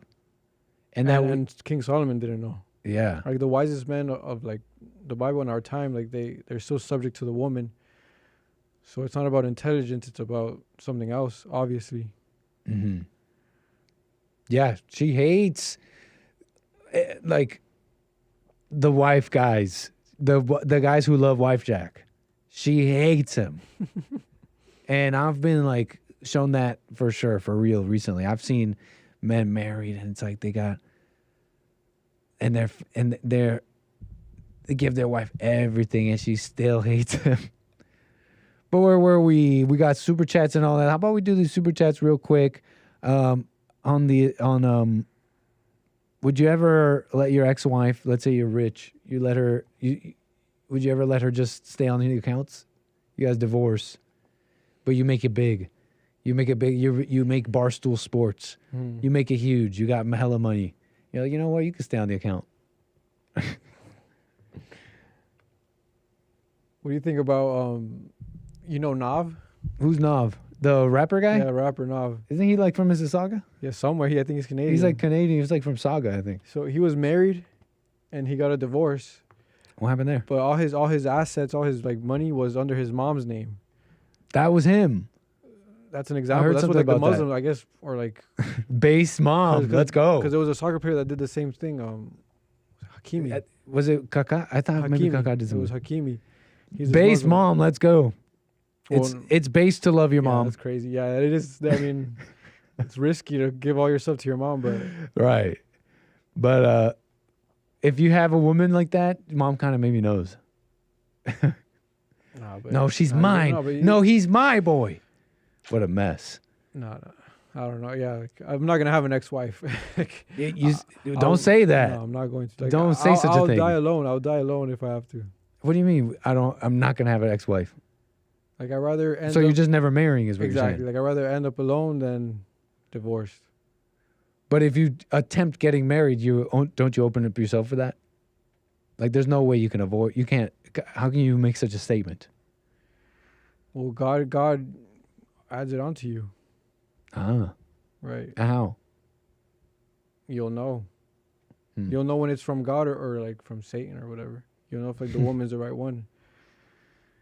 No, you're not gonna know. I don't know. Oh, okay. I'll let you know. I'll let you know. I'll let you know when I have that. When something like that happens. If it happens, I'll keep you guys updated. Yeah. I don't know about that. Yeah, like in my opinion, like or what I see could happen is like you're right with yourself first, right? Get rid of anger, have perfect peace. Then finances are gonna get like God is gonna handle your finances after that. After you're right with yourself, you get rid of your anger, you get rid, you're in your perfect peace. Get rid of judgment. Stop playing God. Finances are gonna start aligning themselves for you, thanks to God. And then after your finances are good, then comes women. And then you're gonna know which is the right. Like you're gonna be able to know if the woman wants you for the right reasons or not. And what's the right reasons? To raise your kids, she just wants to raise your kids. Fair enough. Mm-hmm. So it's not to have a partner, someone to love you, someone to guide you, someone to. That's gonna be by default, but like that is what a marriage, like that's what happens in a marriage. If you're a good husband, that's just gonna be. I love it. Let's take this call. Your name and where you calling from? Hey. Caller. Hold up, we're putting our headphones on. All right, who we talking to? Hey, this is Omid. What's up, Omid? How you doing, sir? I'm doing good. Just Thanks for enjoying the calling, man. conversation. First time on the show. This is awesome. How you doing? Absolutely. What's up, Daniel? Hey. Am I wrong to say happy birthday? I know you know. Let's go. Attention, so I don't know. She said it live on the show. Too bad. And happy birthday. You opened it up. So, Too bad. awesome It's your show on birthday. You're gonna love it. No, I appreciate it. Thanks. Hey, you sit there and you love it. Nice. Go ahead, man. I heard you guys talking about the rapper who put all of his assets in his mom's name, and I had to call in to mention. Do you guys remember the soccer player that did it? Hakimi. Who? Oh yeah, Hakimi. He's Moroccan. Hakimi? Yeah. He's Moroccan. And Daniel, correct me, but I think Achraf Hakimi. I think he married an older model lady when he was like 18. Yeah, I don't know, but oh my, it sounds about right. And the argument was that she kind of took advantage of him for his fame. I mean, and had no idea all of his assets were in his mom's name. And Let's go. Yeah. The mom came in a little handy there, but giant hell. No, but I love mom. It'd be better if the assets were under his dad's name. Like if Hakimi and Nav were really based or whatever, it'd be under their dad's name. But at the end of the day, that's still beta to have to rely on your mom to take care of your finances like that.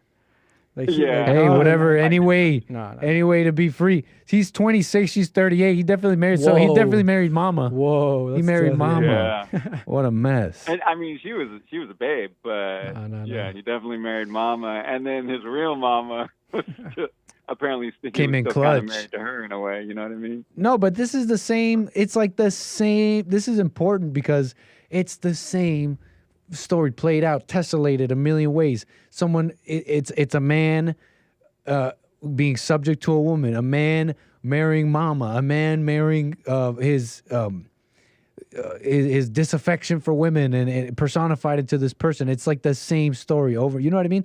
So when we're talking about this soccer player, here's actual something you could take with you that might help you. You know what I'm saying? Like this is real information. You're with someone older. It's not going to work out. You're marrying mama. You're with someone who, all the things we've described so far, man. Yeah, that's true. I mean, in this case, he was even he was kind of a kid. He was, I think, if I remember the story right, he was like 18. So it was this older model babe, totally just taking advantage of a wealthy star 18-year-old who didn't know better. So if anyone gets a pass, it's the kid.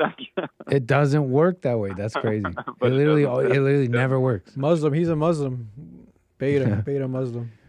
And he didn't even put her. But what kind of Muslim is he? He didn't even put her in a hijab. She kept her last name. What kind of Muslim are you? Liberal Muslim. Some kind of liberal Muslim. Yeah. He didn't even put her in a hijab. What the? Now, the best story I've heard, like marriage-wise, it's like he was this guest on the Fallen State, Nate. I forget his last name, Nate, and he was a CEO. He ran like $1 billion real estate firm, so successful guy. He went to Harvard and he met his wife, and he's a Christian. He's like a Presbyterian Christian, like one of those like English, like from England, like Christian from England, like the Christians from England, like the Protestants from England. Is there like a stereotype around that? I don't really know. He's like a he's like one of those old. Oh, Puritan, right? One of those old Christian. Not born again. Not English born Quaker. again. Yeah, like a Quaker, like one of those Presbyterian. It might have been Presbyterian. Okay. So he's going to Harvard. He meets his wife in Bible study at Harvard. So she's going to Harvard as well. So they're both at Harvard. They meet in Bible study. So they graduate. He starts his real estate firm. She graduates with 3 degrees from Harvard. She drops the 3 degrees to raise his kids. Let's go. What's this guy's name? Nate something. What's he look like? She got her we used to joke that women go there to get their MRS. and you see it all the time. But you got to respect a woman who will put her ego smart, aside. exactly. Like a smart woman would a real smart woman would find a successful man instead of like getting 3 degrees. Exactly. Yeah. So there's a thing, and this is I admit I'm about to like reveal like an emotional issue, but when I was young and hungry and fighting for one of those spots, I always had a little bit of resentment for those MRS degree ladies, because I'm like, you took a spot of someone who really wanted to make something of it, and you just took it because you could. It just feels so unproductive, right? Like beta. But yeah. So I admit that's like a thing in me, or at least that was in me. Yeah, you needed your own business. Any commentary on the vibe a bit? Can you crystallize some of this? They're fighting over a wife, Jack. The men are subject to women. What's wrong here? What's going on? Why is this important? Do you find it important? Any thoughts? Can you crystallize some of this? Are you on the Are you on the wavelength? Yeah. I don't know that I can crystallize it, but I'll give you my reaction, and I don't know what that says about me. But when I saw what is it? Wifejak? What did you call her? Right, Wifejak. Wifejak. When I saw that meme with all the things about her, and then the picture of her, my reaction is, that's a beautiful lady. Like, beta. She's like a solid 7. She's fit. She's not like. She's the kind of girl that women love to hate because it's like, oh, she's basic. But she's just kind of like normal and likes normal things and wants to be a mom. And I don't know. I got nothing against that. He was seduced. So at least so you are at least understanding the whole scenario at least. I get the scenario. You see the sides. I don't get the resentment. Gotcha. I don't see what there is to resent. Are these just a bunch of incels? Or are they just mad at wives and marriage, and they actually don't really want to do the work and repopulate? They just want to be mad. Are they just spurging out at Wifejak unnecessarily? Are you vibing with some of that or thoughts? I don't know. So my reaction to that would be that the people who hate her can't get her. Like, it's like, I hate that woman because I don't have my stuff together enough. But this is the thing that gets me about what you're saying, because you're even reasonable and all that, and I get you, and I can even sympathize with a little bit about the guys who are saying, oh, these incels, they don't want to do the work. Like they talk about a low birth rate. It's like they just want to be mad. Like, they might have anger, but here's what gets me what you're saying, because you're saying like as if that Wifejak is some kind of prize.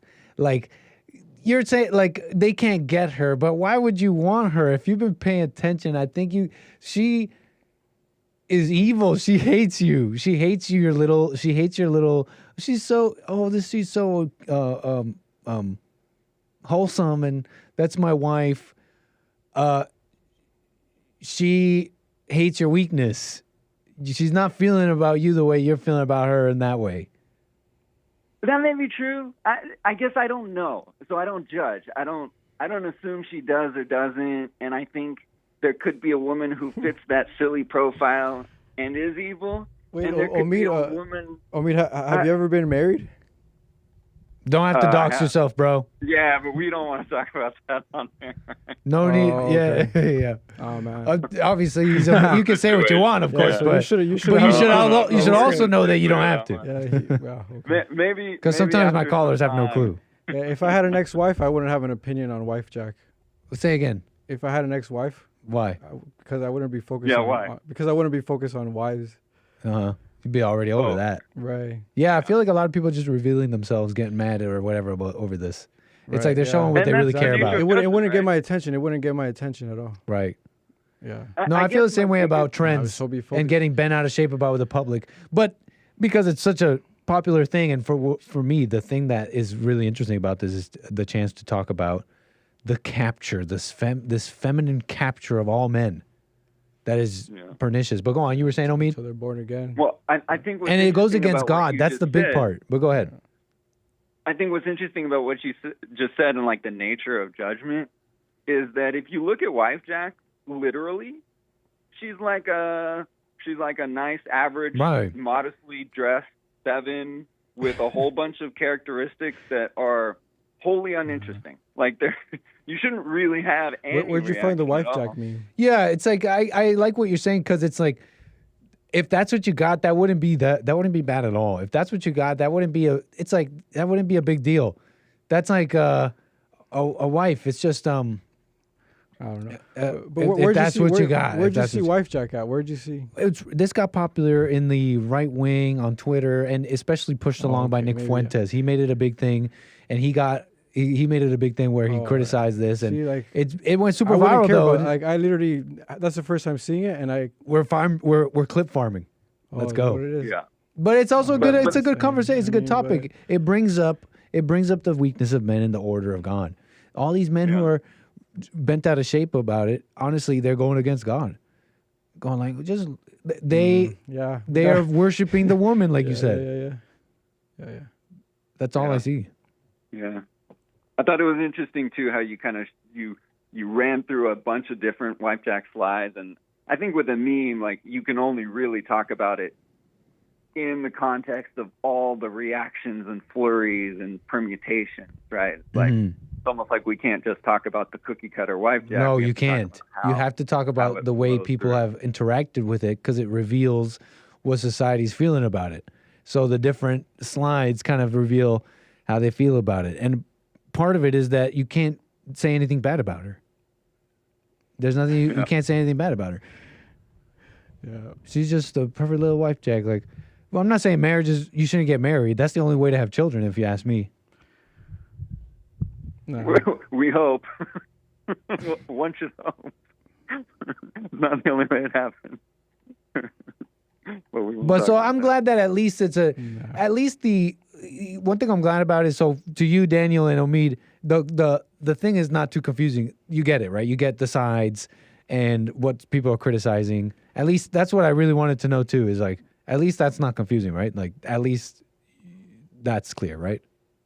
The vibe, what people are talking about, why they're talking about it. Real clear. Okay, glad that's done. Anything else you want to say on this, Omid? No, man, just enjoying the show and enjoying your guys' conversation. Yeah, big time, man. Appreciate your call, man. Call me again. Right on. Hey. 888-775-3773. I'm having a blast, sir. Can I go through these super chats? Am I taking up your time? We're like almost 2 hours has gone by already. Can you imagine that? It's going by quick. I mean, let's read these super chats. The folks at home supporting the show, what they want to say. 888-775-3773. Thank you so much. Wow. The Derek, I believe. No, the Deke. The Deke says, good evening. All bring some nuts to first class, please. That's someone purchasing a first class ticket. See, people were probably expecting a flight today. The planes are in the hangar. They're all in repair because we got big things coming. So the planes are in maintenance for the return of Anchor Baby Airlines. But thanks for being there and shouting out Anchor Baby Airlines. There will be a return of Anchor Baby Airlines. Lin Yan Chin with the super chat says, pre-workout silent prayer steadies the central nervous system, refining interplay between breath, blood, and intent. That interplay is your body's integrity, your life force, or power level. Breath is life. Lin Yan Chin, you know Lin Yan Chin. He's got this connection, this mind-body connection, so he knows he can read your soul just from how you're breathing. It's intense stuff. He goes on with, in breath, the lungs draw in blood through the power of the diaphragm, which compresses the lungs in exhale. Inhale inverts that pressure to drive blood flow into vital areas. explaining some kinesiology basics, I think. The rhythm of breath in right resonance with heart rate will nurture your central nervous system with the life that further refines control over breath. This is feedback loop refining the body's power. A little bit for the folks on how to control their breath a little, maybe. Thank you, Lin Yan Chin. Happy birthday from Harmony Grits for you, Daniel there. Lin Yan Chin Harmony? For Harmony Grits. Yeah, I've seen her on the... Yeah, shout out. chats. Harmony Lin Yan Chin says, Daniel, in your B-Day, may you breathe, may your breath flow as heart grows in cultivation of your power level. Can you reach over 9,000? You're pro Dragon Ball Z. Oh, cool. You have to be. Oh, yeah. Budokai. Let's go. Ryan Moon says, Harrison Smith caved, Wifejak is gay, and Beta, I guess Harrison Smith, who talks with Jesse sometimes on InfoWars, may have caved, has turned on Wifejak maybe. The Deke says, Wifejak is an unnatural replacement of Trad Wifejak. I guess it's another character. I wish everybody was racist, says Kale Samogi. Angman Art says, women's evils are often just like thorns on a rose. Poetic. David Morgan with a super chat. Thank you for the support, everybody. Thank you for that. Thank you. buymeacoffee.com/anchor, baby. We have calls coming in. Can we take them real quick? Back-to-back calls. See what the people have to say. Caller, you're on the air. What's your name and where are you calling from? Hey, what's up, man? It's Josh from Georgia. Josh, how you doing, sir? Welcome. Hey, Josh. Doing fine. What's up, Daniel? What's up? Yeah, I just parked my truck, man. I've been driving, listening to y'all whole show, man. Nice. Great show, man. Shout out truckers.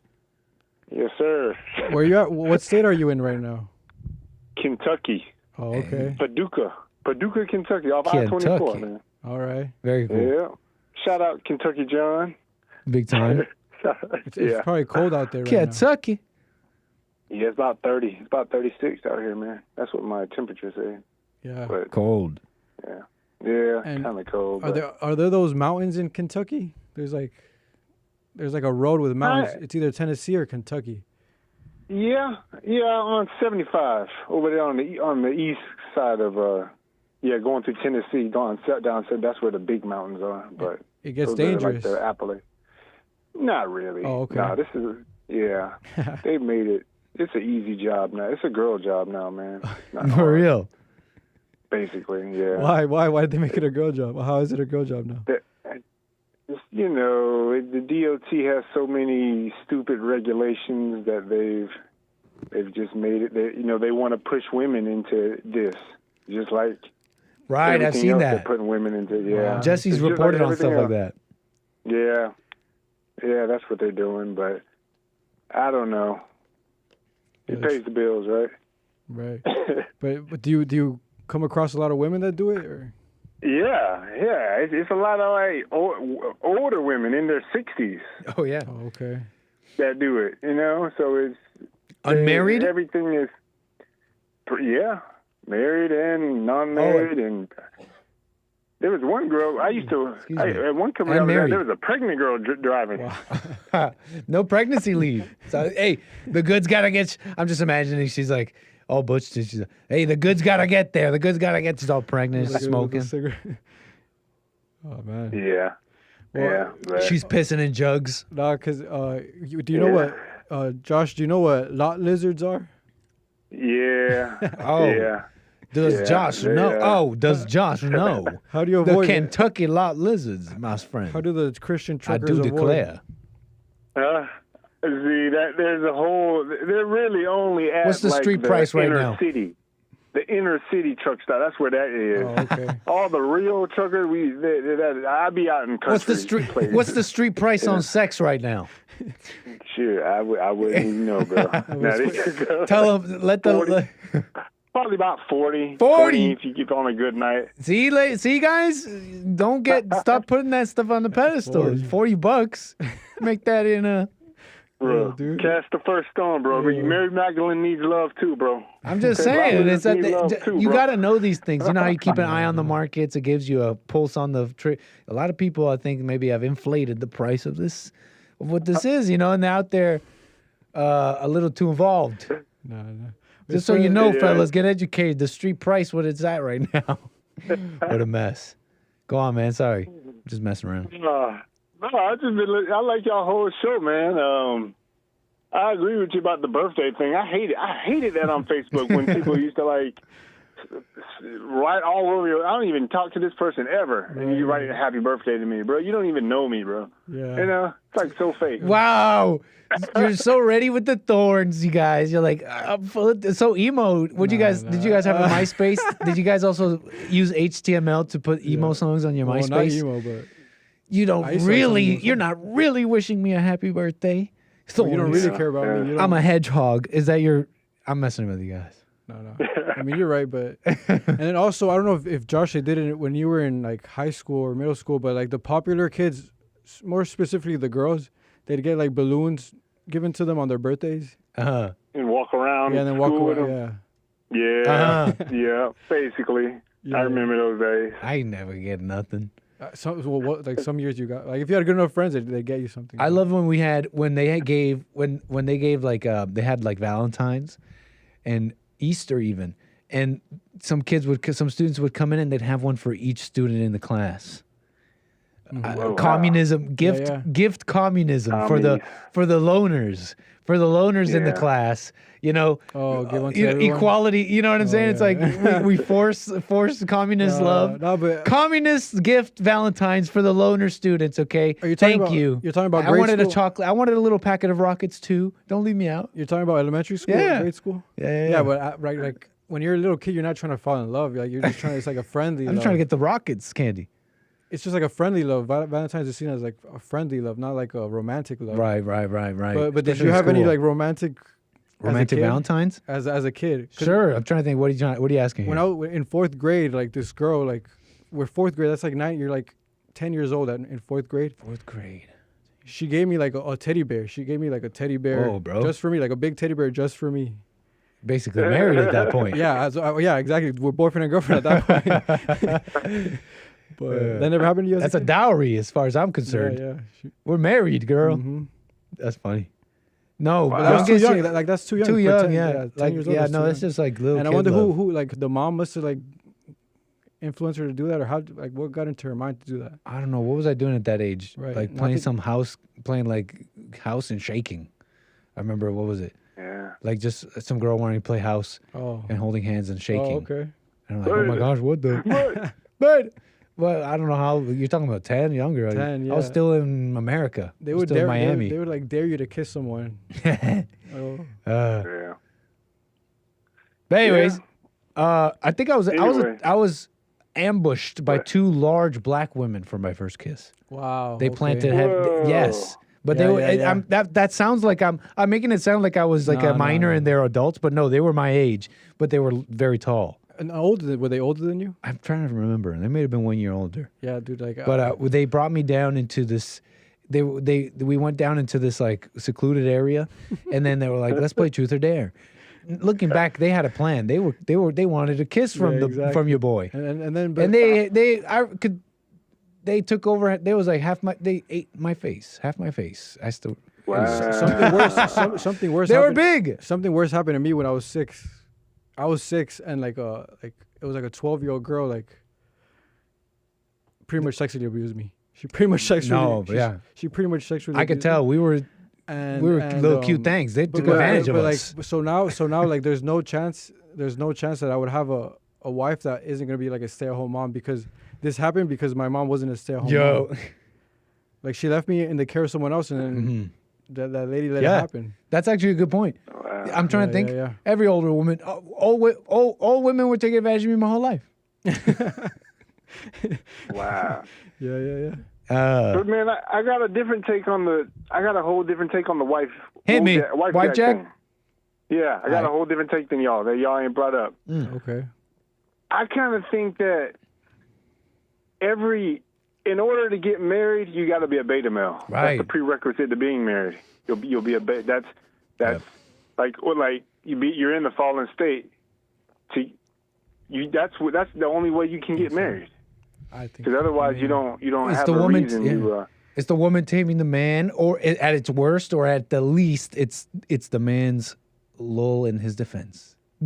Yeah, and I think we're just judging. I think we're just judging. Yeah, the man, It's like these words I'm using. It's like I can only use them in that way. But go ahead. Yeah, I think we're judging men, but I think everybody's dad is a beta, low key. Exactly. I I mean, they made you. Your dad was awesome before they made you. He made you. But he loves that he made you. He wouldn't have any other way. But it's like Joe Biden just pardoned his son, bro. That was an alpha Jesus move, bro. You know? I don't care if he's a liberal and he's so bad, but he just pardoned his son. I just think it's gangsta, and I think Joe Biden's a gangsta, and I think he's sick. Old school American, they don't make him like that anymore, and it's a dying breed. Right. I think Josh, he won Dad of the Year, bro. I think Joe Biden won Dad of the Year with that pardon, bro. For sure. Josh, do you have any kids? What? No, I don't, man. Oh. That he knows of. I kind of like, it's like, I agree with you I'd rather die than get married, but I don't know what I'll do. I don't know what'll happen. Like, I think that's too. I'd rather end up alone than divorce. Like if I get married, it's to be forever. How you know that? Right. So you don't. You're setting yourself up. I think. I don't think there's now you're putting out in the world what the chink in your armor. All right, fine. Then you're telling the world this is what will destroy me. Right, okay. I'm gonna be able to determine whether we're gonna be divorced or not by the time we're married. Like I'll know. I think I'm gonna just die single. Yeah, that's easy. Monk mode. I could see. Yeah. No, you get married if you want kids. That's how it works. But do you know what you want though? You think you want kids, but you get married. You get married, and you have kids before you figure out that you don't know who you want. No, the only thing you shouldn't want anything. You shouldn't want the only thing you should want in life is peace. You shouldn't, but you get put in that right position, bro, and the right woman gets put right in front of you. You're gonna fall for it, bro. Well, you're gonna be a beta, man. We'll see. You're gonna be a beta. That's subject to. I mean, it's happened in the past. But now, like, yeah, we'll see. We'll see what happens in the future. We'll see what happens. You're my age, right? How old are you? 35. Yeah.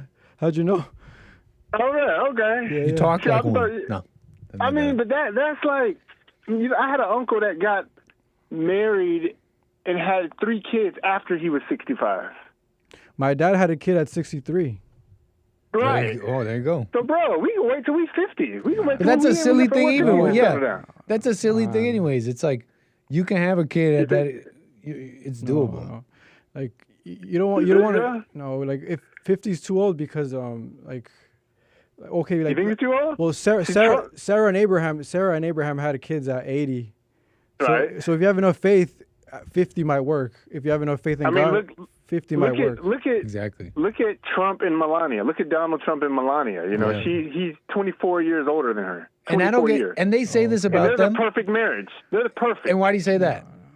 Because they have that perfect father-daughter relationship. I get that impression. That's what a marriage is supposed to be. And I notice they say all this, the tabloids and stuff, they say all this nasty stuff that Melania hates him.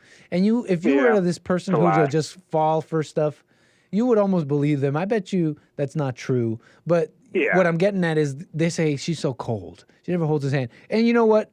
On all those things, they are like factually correct. You never really see them have this relationship, this intimate relationship that you see the world having. And I think that's probably a very positive thing. And I don't think it's quite a negative thing. This cold thing that they say she is, I think is just this old school awesomeness from Trump where he's not this white guy who loves his wife. No, he's just doing the right thing. And it's like you're there because you're there. And it makes me think of this one of this examples. They were getting mad. They were getting mad at the Wifejak stuff. And they pointed out how one of these goes like this. It says, thinking about Wifejak and realizing she is the best example. Huh? No, because Trump remarried, but there's something old school about it. Risk. It's like remarrying is like real risky. Like, it's real risky. So I wouldn't like use Trump as an example and then he got remarried after his kids were super grown. I'm just saying I don't think it's love. I don't think it's lovey-dovey that's keeping them together. Is what I'm trying to say. I don't think that's the glue there. I don't think it's. That's my wife, and I just love her. That's my and she's my wife, and she's my love, and she's you know what I'm saying. I think they got together just for Barron, like right. Barron's like alpha kid in my opinion. Like, that's what I'm trying to say. I don't think the glue is all this crap that's not real. Like we need more Trumps out there. So come on, Melania. And some of these Wifejaks, one of these specific is saying, because you know this old school like Archie Bunker style of that's my wife. Yeah, I'm married to the. That's my wife. I'm married to the old ball and chain. It's always there was like a negative connotation. One of these wife chats goes like this. Thinking about Wifejak and realizing she is the best example of rejecting boomerism. The joke is no longer, I hate my wife. It's now become, I love my wife. Massive cultural victory. No. Cultural loss. We lost something from those boomers that were like that were assholes, that were rub people the wrong way, that, you know what I'm saying? We lost something from those guys. So no, I think it's a cultural loss. That's all. But the word hate, like the word hate, like what? Go ahead. Like what Christian uses the word hate, you know? But you see what the reference is? The reference here is not even the hate part. It's the Archie Bunker style of classic, like, oh, the old wife. Like, right. oh, and also, it's like, hey, do you want peace? Yeah, don't get married. Like, you know what I mean? Like, no. But also, like, I also don't understand why people that like don't really believe in God get married. Like what you're describing, like that Archie Bunker type, are the people that they got married just to have sex. Like, really? Yeah. I think all men are like that, bro. Right. Low key. We're talking about the world here, but like, we're trying to rebuild. No, that's why I'm smiling. That's why I'm smiling. At Bond, we're trying to rebuild the man. Like we're trying to rebuild the family by rebuilding the man. You're describing the world right now, but there's I have faith that. You know what? What? No, I have. You know. Oh, go ahead. No, because you guys are saying that all men are like that, but I feel like if the man is rebuilt or reborn in the image of God, until he returns, absolutely, absolutely, until he returns, until he sees he's wrong, until he sees that this love that he's trying to get from his wife, that he's wrong for that doesn't exist, until he sees that what the love he thinks he's getting from her is false and fleeting and will flip one day. And his weakness is the worst thing he's putting out in the world until he sees all that. You're absolutely correct. Yeah. There's the asterisk right there that it's all the things we're saying up until he realizes he's wrong for that. And then that's what gets me about this whole thing. That's why I think it's important. And like God, why would God send you a son? Like why for what reason would God send you a offspring to like continue your business or something, like to help you out for like other than what else do you mean by that? Like what use is a son really? Like what use is kids? Like what use are they? Put them to work. Literally, yeah, I don't know. Literally, that's literally like what else could we really use kids for? If it's not for vain ego reasons, if it's not for vain ego, right? I can't think of a single reason that's not vain and ego. Exactly. Unless it's like to like help me out. Like, but even that's vain and ego. No, because then you need some help because you get old. People get old. And but it's to continue what? What are you continuing? What are you getting help with? What God started with you. What God. Oh, I never heard that. That's interesting, man. I'm coming up with this right now. Yeah, maybe even straight from the source. I love it. It's interesting, man. What do you think, Josh? Good to hear, Josh. Bro, I've never seen what's a better what's a better example of a perfect marriage besides Trump and Melania that you know of, or anybody you know, or any celebrity or anybody? I don't know. I don't even know if Melania Melania question. obeys. No, that's a great question. Yeah, it doesn't exist, bro. Okay, my grandparents, like grandparent. Yeah, me too. Oh, okay. That might be a good one. Yeah. What about them? Josh. Yeah. Yeah. My grandparents were like how they're from the South, and they're farmers, just like how Jeffy grew up. Nice. So they exactly. There you go. That's the perfect. But does that even exist anymore? Is that? It's up to you, Josh. You have to make it. You have to think so, Josh. Yeah. No, I mean, if you want it, you gotta be. That's what gets me about this whole thing. It's like you gotta. Black women you're gonna are get a married. Different story, bro. Nah. Black women are a whole different story. But that's my thing. That's really my thing about this whole thing. It's if you're gonna be married and all that, you gotta be a man, for God's sakes. You got like you can't be. You gotta at least try. It's like you gotta be a man, for God's sakes. It's like she's already got you. Like she's already got you changing up. She's already got you switching up for whatever reason. Like you know what I mean? Mm-hmm. I think we're judging, bro. I think we're judging the married guys, and we could, if you was married, Absolutely. bro, you would be a beta. That's part of it too. We're judging them. That's part of it too. There's judgment too. But you're saying impossible. Trump was a beta. Huh? Trump was a beta male in his first marriages. He was, and he learned, and he learned from that. And this is his third one. He finally got it right. And that's why you really can't. I don't know if we should judge, right? And that's why I really don't think this whole woman thing is even that big of a deal, because it's not. All sorts. For example, all the guys that are really worried about, oh, I'm lusting. Oh, I'm lusting. Yeah. I got lust problems. My sin is lust or whatever. That's such a dumb thing. It's like when God made you, He knew you were going to be. Someone said this. I think it's right in the beginning, maybe even in Genesis, when He made the man, when He made the woman, He said that something about. Okay, well, hold on. When God made Adam, did He say something about cleaving to her? It's like right at the beginning. Yeah, you'll cleave onto your wife. You will cleave onto your wife. What did He say? Therefore shall a man, this is Genesis, therefore shall a man leave his father and mother and shall cleave unto his wife, and there shall be one flesh. God knew you were going to be a beta.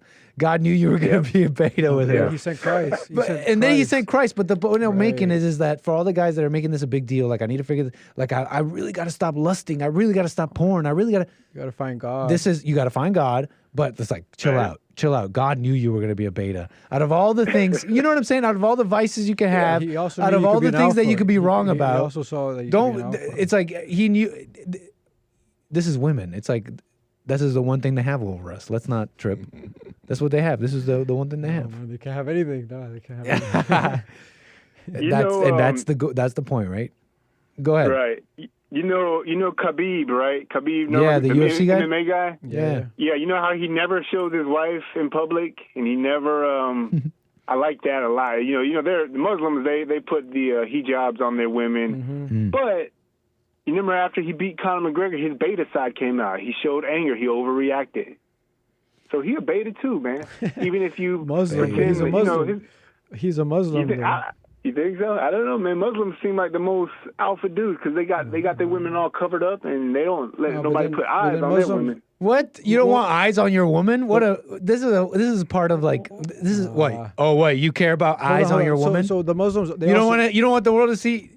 Yeah, look at my woman. She's freaking beautiful. I know that. Don't be putting eyes on my woman, bro. Oh my! So what? You suddenly guys don't have eyes, Josh? You're gonna get mad at a guy looking at your wife? It's like they're covering. You don't have that. Huh?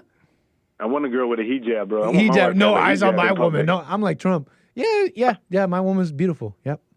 No, dude, Trump is the president, man. Newsflash. She's beautiful. What? Take a gander. She is beautiful. Yeah. This is part of that false morality. This is part of that false morality. We heard somewhere you're not supposed to look at my woman, and that's not alpha. I mean, maybe that's how you really feel about it. But if you ask me, don't you want your wife to like dress modestly? She won't embarrass me. Modestly. But she wouldn't wear something that will embarrass me. That's why she always asks too. Is this? What do you think about this? It's because but this is why all my women have always asked me. The hijab is modesty to the extreme. Yeah, but I think that's those to people prevent lust. That's to prevent lust. But I think those people overreacted. Right, those Muslims over there overreacted. I don't like it the way they did it personally. But then the Muslims, they also have more than one wife. And that's why I don't think they respect overreacted. The Muslims. I don't like the way they've ordered it. I can't respect the Muslim because they did. But Khabib, I think he only had one wife, so that's a little alpha. But Muslims in general, the fact that they can have more than one wife it's kind of weird. That's degenerate. I wouldn't care if someone looked at my wife, and all the women I've ever been with have always they've tested it, and they've been like, "Can I wear this? What do you think about this?" And I know they're asking though because at the core they don't want to embarrass. They know that either they don't want to anger me or embarrass me or they don't disrespect. However they see it in their mind, but that's why they ask me. What if you're the king? You. What if you're the king? So that on that end is cool. I like it. But on the men seeing my wife thing, what the? Yeah, she's beautiful. Look at her. What if you're the Saudi king? You're the Saudi king and you have the hottest wife. Yeah.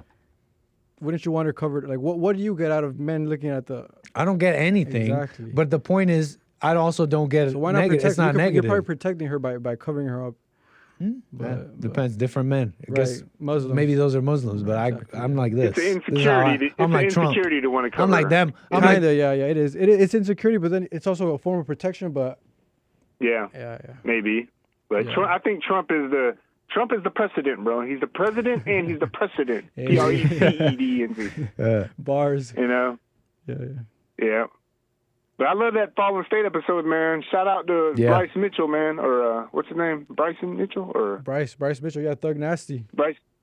Thug Nasty, man. He's going to win tomorrow night. Let's go. Are you putting money? No, I'm a Christian like Hague. I don't gamble, though. Good job. Right on. I ain't even watch the fight. I'm going to just watch the highlights on Sunday morning, on YouTube. Nice. You can watch the highlights of it. Yeah. Nice.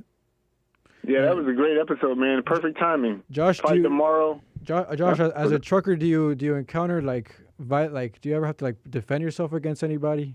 Oh, I never have, man. Blessed. Because I stay out of the cities. You notice I've never come to L.A. I never go to any Memphis or Atlanta. I stay in the country, bro.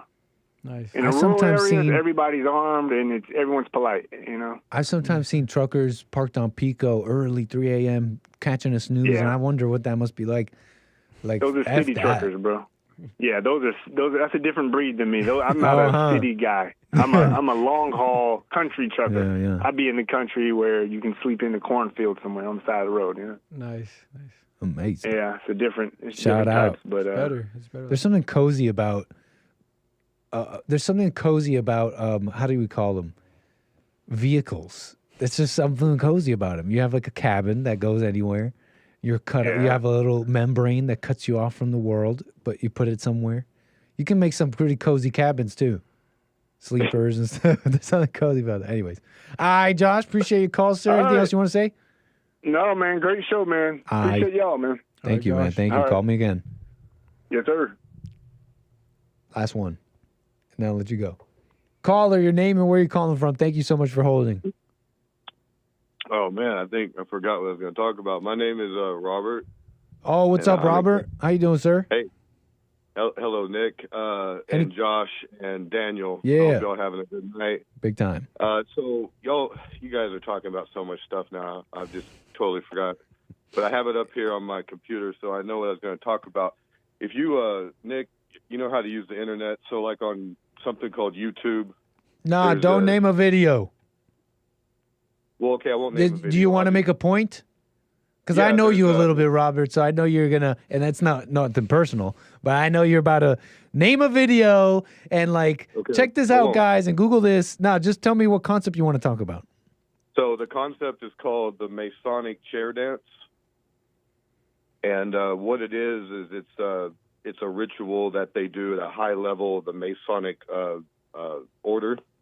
And what it is it's a woman, and she doesn't, at least in the videos that I have seen, she doesn't actually get nude, but she's a very attractive younger woman, adult woman, and she wears a outfit that's revealing, and she does a chair dance in front of the bosses, the three guys at the front, and then they have the whole Masonic order behind them. And what they're watching, it looks like a chair dance would look, right? Like a attractive woman being sexual on a chair.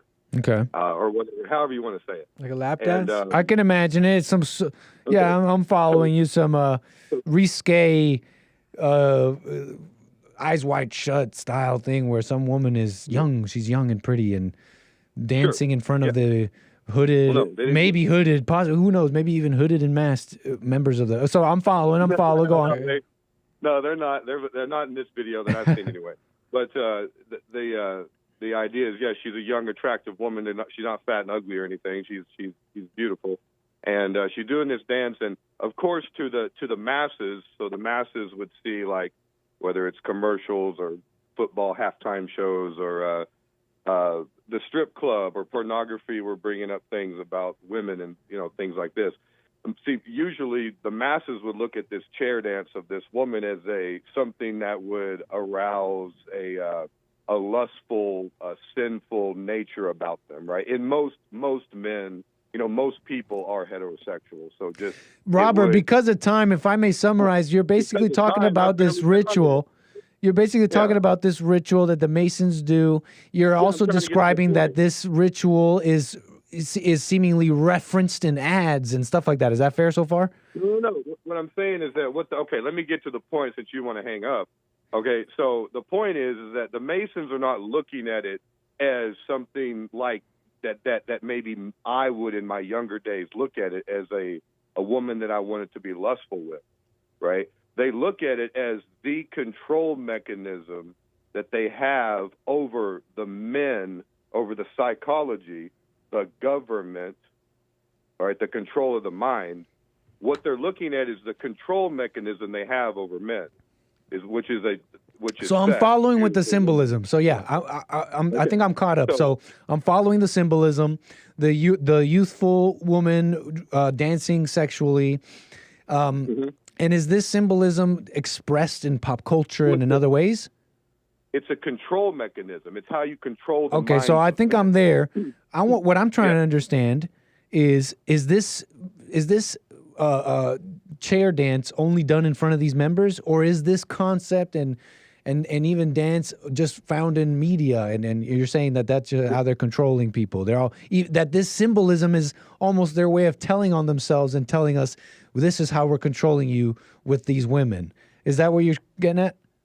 Well, think how much of I mean, maybe not you or I, because we've reached a different level of consciousness, and I'm not saying that we're done yet, right, Nick?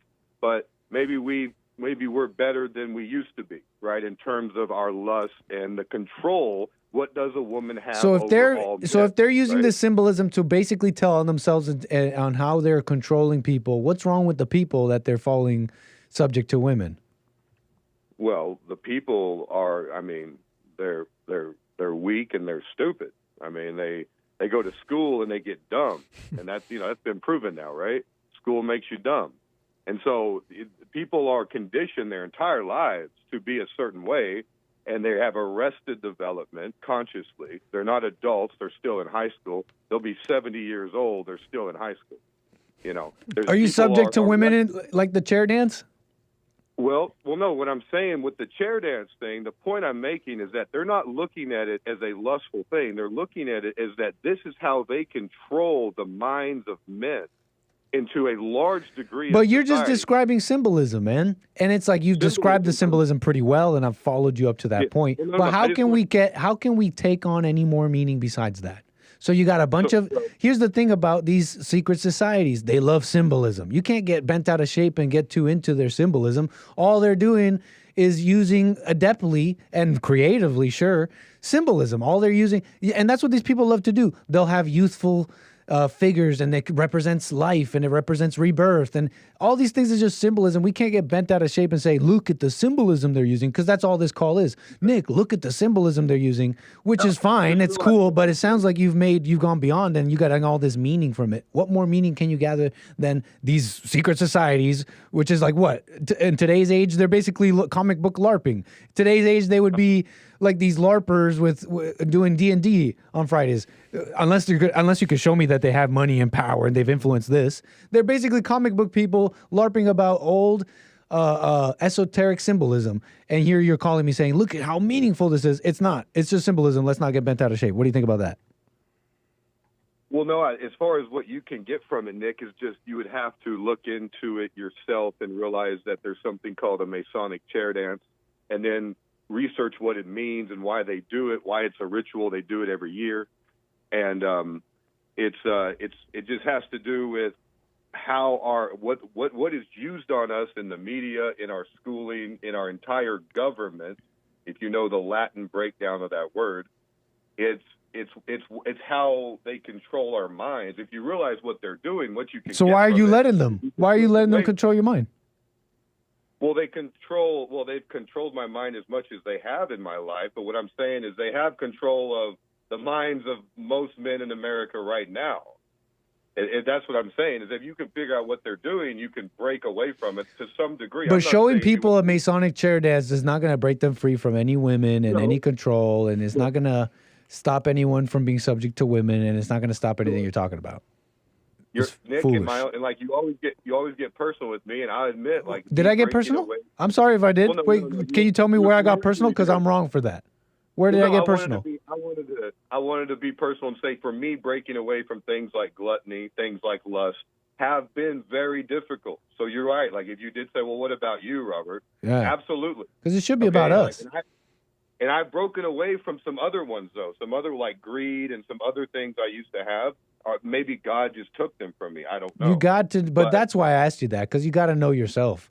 And it's like, once you ask that question, you could say all the Masonic rituals all day. You could talk about Masonic rituals all day. But once you ask that person, why are these rituals working on you?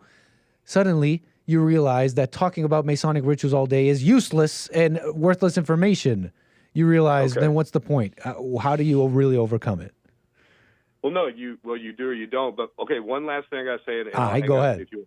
Thanks, Robert. And that is that if you do watch the video Masonic chair dance on YouTube, you will basically derive from it what you do. But they're not watching it with eyes of lust. They're watching it as how they use that lust against you to control your mind. The 7 deadly sins. They use all of them, but how do they use the lust one? The man's lust for an adult woman. That is the most natural order wiring in the brain there is. Most people are heterosexual. This is so Masonic of you. You're so Masonic, Robert. This is so Masonic of you. You're actually quite Masonic. Did you know that? Because he's really into this knowledge. And that's what the Masons are into. They're into this like knowledge and knowledge and knowledge of the natural order. And all this words and knowledge of the natural order makes them feel like they have control, and like that's why they do the secret societies. And it's like, look how secretive we are. We know about Hellenism. You don't control anything. You're not God, and you're Masonic like that. You like knowledge, Robert.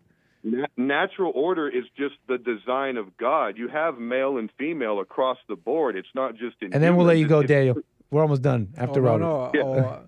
This is making me think a lot. Okay, sorry, man. Now I'm thinking like, because I remember once I kind of wanted you to, or I thought it'd be like cool to see like a girlfriend. Wait, what? Like, I'm thinking if you want to lead as an example as a man, like you should, and if you're married, you shouldn't even like tell people you're married. Like you, Nick, let's say, Nick, if you ever get married, you shouldn't tell anyone. Why? I don't know. I wouldn't go around advertising it, but if someone asked me, I'd be like, yeah, I'm married. Oh, okay, I see. I wouldn't try and make a plan about it. Yeah, like, because I feel like, yeah. What do you think? But what were you thinking? Why did you say that? Because it adds the element of the woman that Robert's kind of talking about, that people use the woman to like manipulate you. So if you really want to lead someone, you'd probably lead them away from the woman, and you wouldn't use like marriage. I think I understand what you're saying, but I feel like if I worried about that, I'd be worried too much about spreading the truth. You know what I mean? So it's like, no, this person, and that means that every person I'm meeting, now my agenda is how does the truth going to hit them? And that is why I will lead them away from the, no. Right. I just can't do I just can't do that. I cannot be bothered to operate in that way. Doesn't sound reasonable. Robert, anything else you want to say, sir? Oh, the earth is flat, and I like the show, Nick. Tell Hank. Always a pleasure, man.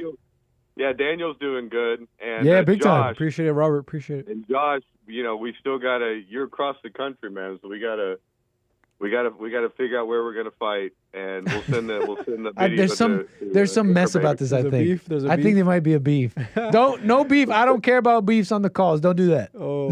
No, we'll videotape everything. No. I don't care about beefs. I don't care beef. No, we want that beef. That's good beef. Messy. That's content. Messy. Okay. Robert, bye. All right. Bye, Robert. Nick. Bye. Thanks for your call, Robert. Call me again, 888. Man, I've been having a blast, bro. Thank you for coming on. Oh, no problem. And what else can we even freaking say? We squeezed every drop out of that show. We did the super chats. We did the calls. We did the topics. We freaking squeezed. We did everything. Thanks, Rumble. Thanks, D-Live. What can I say, folks? Do you have any last words for the people, the audience? Daniel, the great one. Watch The Fallen State if you haven't seen it. Great episode today. Big time. I'm sure you all tuned in, but if you missed it, Bryce Mitchell. Big time, man. Well, what can I say, folks? Hope you enjoyed today's show. I know I did. I had a blast. I had a great show. That's it from me. Enjoy the rest of your Friday, this weekend. Watch Bryce Mitchell's fight tomorrow or don't. Enjoy your Saturday. Don't work too hard or work. Sunday, we'll see you for church with Jesse as we do, and I'll see you Monday for more Anchor Baby and all that. The flights will be back once we get all the flights. We got the planes in the maintenance. Big things going on. Projects coming together. But that's it, folks. Leave a pineapple in the chat and a like for the stream. That's it from me. Take care. Enjoy the rest of your weekend. And I'll see y'all on the flip. All right, y'all. Peace. Take care.